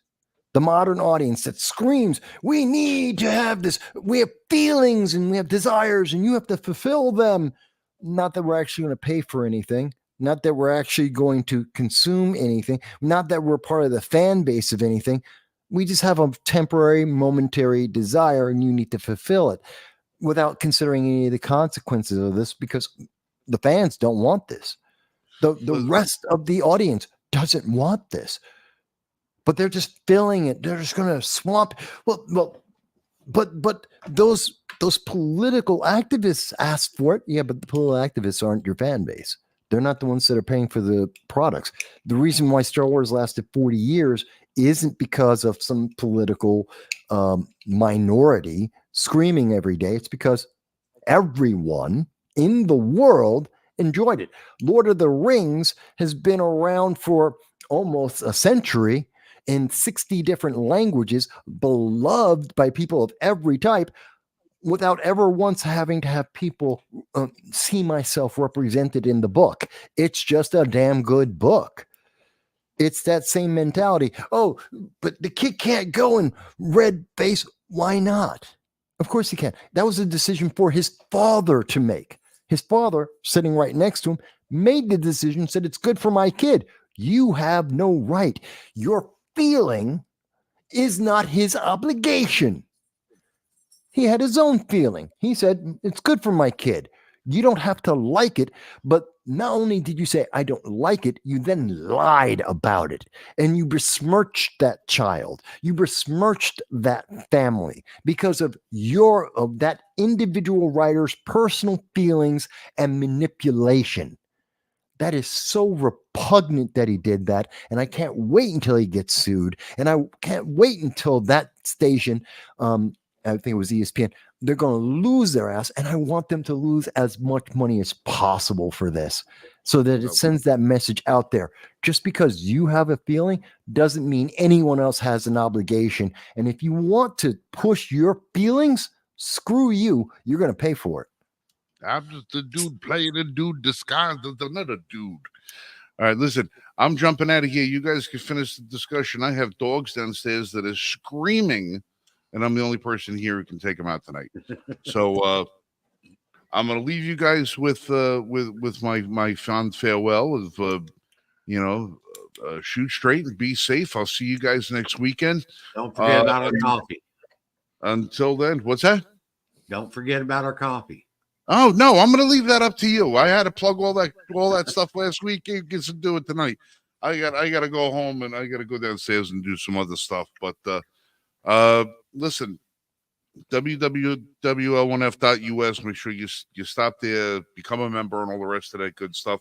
If you're on the Gundies, if you're paying attention to the Gundy Awards, that's www.gundies.com. The Gundies, our good friends, the Berry family over at 5150 Rifles, have been nominated for Most Innovative Product Line of the Year. So if you guys want to go over and stop at the Gundies website and create an account, you can vote in 15 different categories, but in that one particular category, we want to show some love and support for 5150 Rifles, that they've always done good by us. They do. And we're not saying because they're friends. The Second Amendment community is kind of weird. For years, we've heard everybody talk about, we want innovation. We want to see innovation. We want more this, more that, more this, more that. 5150 Rifles has produced some of the most innovative products, the biggest, most drastic, and useful changes to the AR platform since Eugene Stoner came out with it in 1953 and 56. What they've done is amazing. I have a few of these in my collection. You've seen them reviewed on our YouTube channel. They make amazing rifles. They're an amazing company, 100% American made. They are the most innovative. And for some reason, the Second Amendment community, when they see innovation, they don't recognize it. They need to be recognized for what they've contributed, because what they've contributed is changed the game in firearms industry. And you're going to see more people following their suit.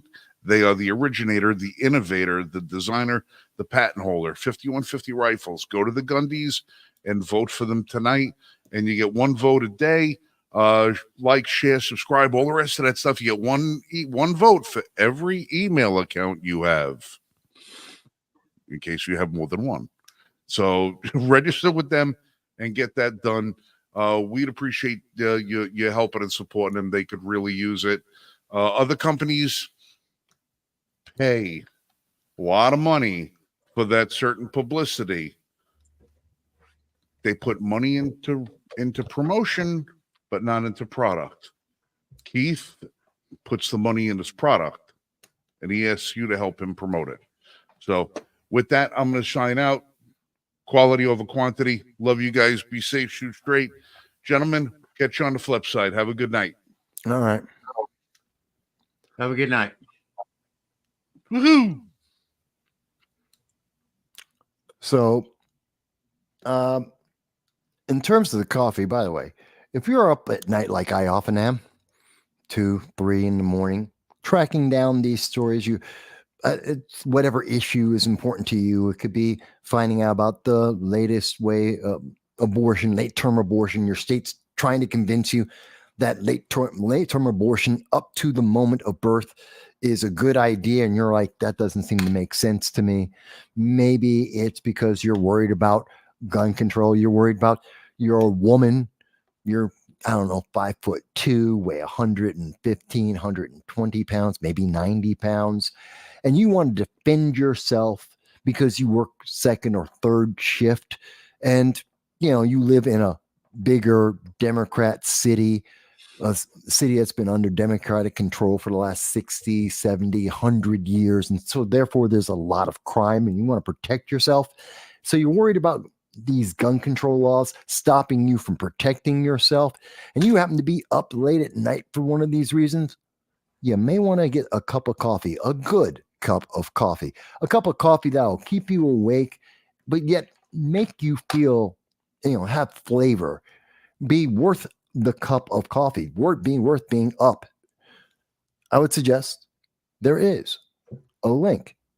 L1F, Liberty First Foundation, sells coffee.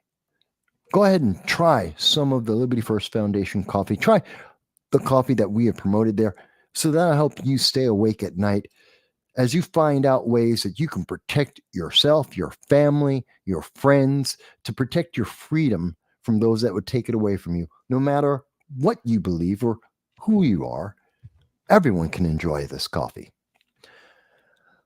I think you wanted to mention something like that. Is that right? Mike, did I get that right? Did I get that right? Yeah. Sorry,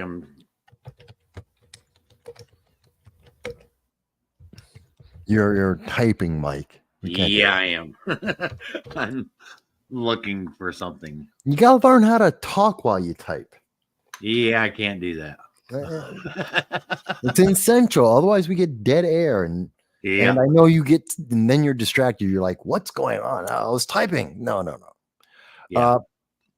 But I know one last thing we wanted to talk about briefly, because it is a bit over, and I'm used to going over on time by like 4 hours. You're not. It's just briefly talking about Hunter Biden, because we didn't touch that earlier. We wanted to get into that. And I kind of mentioned it earlier that he's been protected most of his life. It's one of the obvious things that the news media is trying to obfuscate from us because it may affect people voting.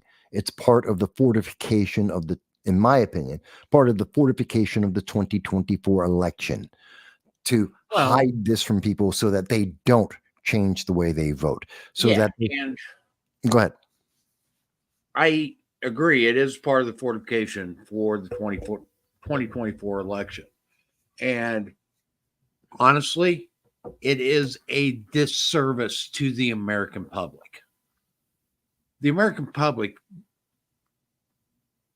does have the right to know this information about the candidates that they are getting ready to vote for. Okay. And what their family is involved with. And for the media and other people to try to hide that information and knowledge from the voters is a travesty. Yeah. Well, it's more than travesty. It's a willful manipulation because it is a deception. It is. And that's it. And that's where it gets really bad because this is intentional. They know that, I mean, come on, Joe Biden knows what's in his bank account. His son knows where he got the money from. He knows that he forged the documents. He knows that he threw the gun away in next to a school. He knows the crimes that he's committed. He knows the people he spoke to, the phone calls that he had. Joe Biden knows the phone calls that he was on along with his son, influencing foreign nations and foreign businesses. They know this. This is willful, that they willfully lied. There's no other way to say it. They lied because they promised us. Didn't happen, doesn't exist. And yet we have evidence. We have the bank accounts. We have the emails. We have the phone calls, the text messages. You can't tell us it didn't exist when we have the evidence and they're telling us, don't believe your eyes, just believe what we say. That's evil. Yeah. And I mean, the information that is on Hunter Biden's laptop that they keep trying to claim is Russian fabricated. They're back to that again. It's already been verified by everyone, including the New York Times. Took them 2.5 years. They verified it. We've always known it was real. Okay. I mean, they are literally trying to jump through so many hoops to try and protect this person. Okay. Namely, Joe Biden and Hunter Biden and the rest of his corrupt family. They are literally trying to jump through so many hoops. Why? Because they hate Donald Trump. I don't think it's because they hate Donald Trump. It's that. No. Hear what I'm saying. Donald Trump is a bonus. The fact they hate Donald Trump is a bonus to why they would want to hide this, because they want to win the election. But it's also because I think it's they don't want people to know how they're being manipulated, how they're being lied to. Because in admitting that this is real, so you were lying to us the whole time. You were using the American people, the influence, the power to benefit your family. Your bias is, there's no way of excusing that kind of bias, that kind of abuse of power. You're not empathetic. You're not the what does he always want to say? He's the grandfather of America, which is stupid. Yeah. But you're none of those things, and everything, and therefore we have to question everything about, if you lied about something as basic as this, something as verifiable as this, what else have you lied about? What else? And who else knew? You're not doing this in a vacuum. Besides the businessmen, besides the banks, you mean no one in the Obama administration knew that Joe Biden was getting these checks? No one in the vice president is getting checks from China. You mean nobody knew that? You mean nobody knew that Hunter Biden was making these calls and Joe Biden, the vice president, was scheduling time to be able to make these phone calls and write these emails? Nobody knew that?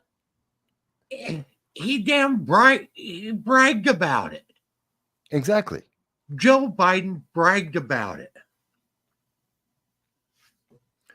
Yeah, and that's the thing. Let me check the private messages. I checked. Yeah, Adams basically came back and said that his trip to DC over the immigrant crisis was fruitless. Oh, that's not good. Well, we knew that, okay, because they don't like Adams now that he is actually bringing to light the catastrophe that they're having with the borders. Well, it's the same thing. It's very much tied to what we're seeing with Hunter Biden. Hunter Biden's being protected for the same reason. They don't want to bring to light a reality that would interfere with the 2024 election, that would interfere with maintaining power, that would alter the trust, which has already been destroyed, the trust that remains in the public in these elected officials in their seats of power. But they forget that it's so obvious, it is so blatant, and it is so verifiable. They've already eroded the trust. The trust doesn't exist anymore. No one is sitting, even Democrats, even diehard Democrats are sitting there going, that doesn't make any sense. Of course, Biden knew about this. Of course, this was peddling influence. Of course, this violates dozens of laws. And if it were anyone else, he'd have been in jail within a month of starting this process, not over a decade later or about a decade later. If it would have been anybody else, he would have been impeached as a vice president. Impeached and removed from office. Absolutely. Who was it? Pence. Pence would never have gotten away with this. No. Even what's his name? Milquetoast Potato. Dan Quayle. Mm-hmm. Who was pretty well liked. I mean, laughed at a lot, but pretty well liked as a vice president. Even he would have been impeached in a heartbeat. Go backwards in time. No one would get away with this. H.W. Bush would never got away with it as vice president under Reagan. This would have been career ending, and rightly so. And the American people would have been, damned and censured and punished. Yeah, because they should be. Well, they would have been removed from office, and it would have also been, they would never been able to hold public office again. Yeah, there was something that was said during the censure or the discussion about the censure of Jamal Bowman, which was justified. He deserved getting censured because he purposefully broke the law. And one of the Republicans, I forget her name now, was saying, you broke the law. Even a week after the fact, when you got caught and then said, well, it was a mistake. You didn't apologize. You said it was a mistake. Yeah. So you didn't take accountability for it until you were forced to take accountability after you had already been caught and it was already known that you did it. But the fact is, no matter how far down the line you go, the initial fact is you broke the law. You should be punished. That is essentially it. We're watching people dance as fast as they can, trying to figure ways to spin. Hunter Biden broke the law. Joe Biden broke the law. No matter how you spin it, no matter how fast you dance, he broke the law and should be punished. Here is another thing on censure. Okay. It used to be, and I don't know if the rules have changed or what's going on, but it used to be if there was a vote held and you were censured as a sitting representative or senator, there was to be an immediate vote after that to determine if you're going to be removed from office or not. Change the rules. Yeah. They don't do that anymore. No, they change the rules. Okay. Sure. And that in of itself is another thing our government not holding itself accountable.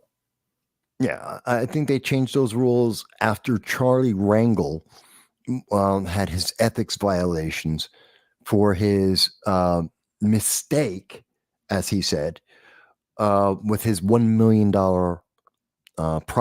rental properties that he owned, and forgot to mention it to the IRS and forgot to pay the taxes on it. Oops, what a mistake. And I believe that's when they changed the censure rules. Yeah. I could be wrong with that, but I believe that's when they did it. And that's wrong. Yeah. I mean, outright, that's wrong. If somebody is censored, there should automatically be a vote to determine whether or not they are worthy to continue serving in their role.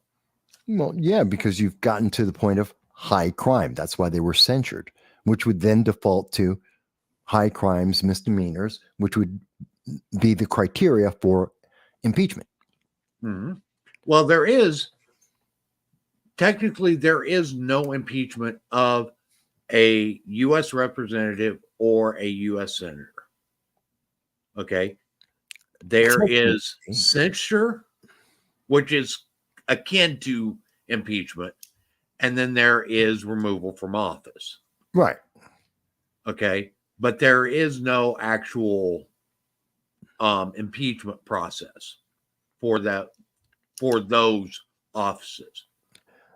Well, no, and you're right, but you see my point of where I'm using that as the point of the consequence that we should follow through all the way to the consequence. If we've gotten to that high a level, and we're seeing that, I agree. Okay, and I think it should automatically be. I mean, if censorship in the House or the Senate is akin to an impeachment of the president. Okay. It's just different terminology. So I do agree with you on that point. If a president is impeached, or articles of impeachment have been drawn up against the president, and it passes the House, then it is supposed to continue on to the Senate for adjudication. Yeah. Well, each house, the House of Representatives and the United States Senate, are in charge of conducting their own internal investigations and determining when one of their members is at fault. Okay. Mm-hmm. The first phase of that is a vote of censure. Right. And then when they are censured, when they're called into the well and the articles of censure is read, then after that, there is supposed to be a vote to determine if they are allowed to stay in office or if they are to be removed. Yeah. And they can be removed on a 2/3 majority vote.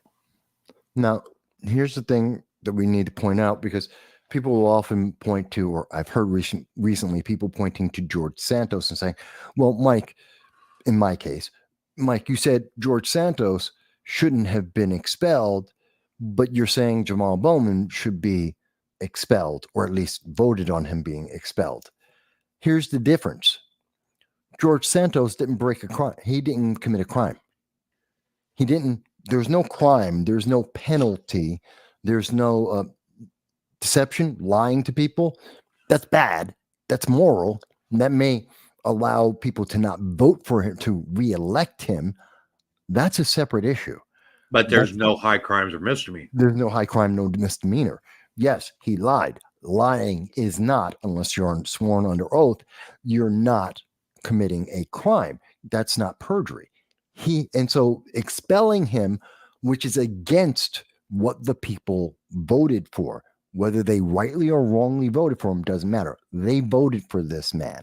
And until he's up for re-election, George Santos should be a congressman, unless he has a crime that he has committed, which there isn't one. Jamal Bowman committed a crime. There is evidence of that. And eventually, he eventually admitted to the evidence that we already had. He committed a crime. He compounded the crime by initially lying about the crime, which raises this to a level of high crime and misdemeanor. He committed a felony, which disrupted the government, and he initially lied about it. Then he didn't even apologize for it. He has a punishment. And then he was given censure, which again, Santos didn't, was given censure, and then the process should go to expulsion. Now, hold on a second. What is the modern term of sedition according to the Democrat Party? Well, Bowman was seditious. He interrupted the operation of the United States government in its vital daily operations purposefully with an intent. Therefore, he was seditious. Okay, that's seditious activity. So he should have been, I mean, according to quote unquote what they're trying to do with Donald Trump, he should be ineligible for office under the 14th Amendment. Yes, he should be expelled, and he should be and never elected again. Yes. Right. Because, again, there's the difference between him and Santos. Again, there's a difference between him and Santos. Santos didn't stop the operation of government. No. He has not impeded it. He has been doing his duties as a member of Congress, whether you like it or not, whether you think it's the most effective or not, meaningless. And how he got honestly, there, meaningless. It's not up to the other states to determine whether or not he should be allowed to serve or not. Exactly. It is up to his constituents. Exactly. Period. You know, that's the difference between the two cases. And again, bringing that back to, and again, in terms of Joe Biden, there is a crime. It is a high crime and misdemeanor to influence or to use your political position to influence other governments or allow other governments to influence you. Joe Biden getting the money, especially since the money was filtered through multiple steps in his family and then through other companies to filter the money to him that he received regularly and then lied to the American people that it ever happened. That's a willful action. That is deception. That is willful deception and manipulation of the public while in the second highest office of the land. That, just like Jamal Bowman, is a crime. And you can say, well, he hasn't been convicted of it. No, but we have evidence of it. Whether or not he admits that, that is at least enough to bring him to impeachment. That is at least enough to have him removed from office if the impeachment moves forward, because it is a high crime. And again, there will be an investigation, which would be the same thing as going to the courts, and he would have a chance to defend himself. So it's not like, oh, we're just going to kick him out because we voted him out. You'd have to do the investigations at the House level, at the Senate level. It's the same thing as if he went to a courtroom. It would be decided on there. It's the same thing. Jamal Bowman is the same thing as what's happening with what should happen to Jamal Bowman. It's the same thing that should happen to Joe Biden, because underlying the type of crimes is the fact that it is a crime and it raises to high crime and misdemeanor. And when they point to George Santos, it does not. They are not the same. No, they're not. I not. don't think most people say that. I don't think most people point to that and make it obvious. It's very obvious when you actually look at it. No, I agree. Okay. And the thing is we got to, if we're going to hold one person accountable, we need to hold all accountable. The bar needs to be set at the same level. That is what equal treatment under the law means. Okay. That is what our country is founded upon. We're not founded under equality. We are founded upon equality under the law. Yeah. And that means everyone is to be treated the same under the law. Okay? Regardless of what position you have, regardless of what political party you stand for, when it comes down to it, if you break the law, you need to be held accountable. Yeah, I agree. Okay. We're going to go ahead and wrap this week's show Yeah. up. We've actually gone really long tonight. We're almost 3 hours. Yeah, I was just thinking. One of the things that you guys can really do to help us out, help us get the word out, is for you to like, share, comment, and subscribe to this show and to our pages. We have on just about all social media, we have a presence. Just look for Liberty First Foundation and you will find us. We're more active on some than we are others, but we do have a presence on just about every social media platform. That being said, another place that you can find us is at the Liberty First Foundation, which is l1f.us. And there you can find a bunch of things from us, from articles that we've done to our initiatives, what we stand for.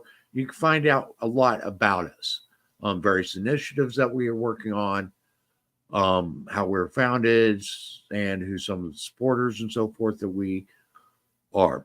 We've been doing this for a little while now, so you can learn a little bit more about us by going to l1f.us.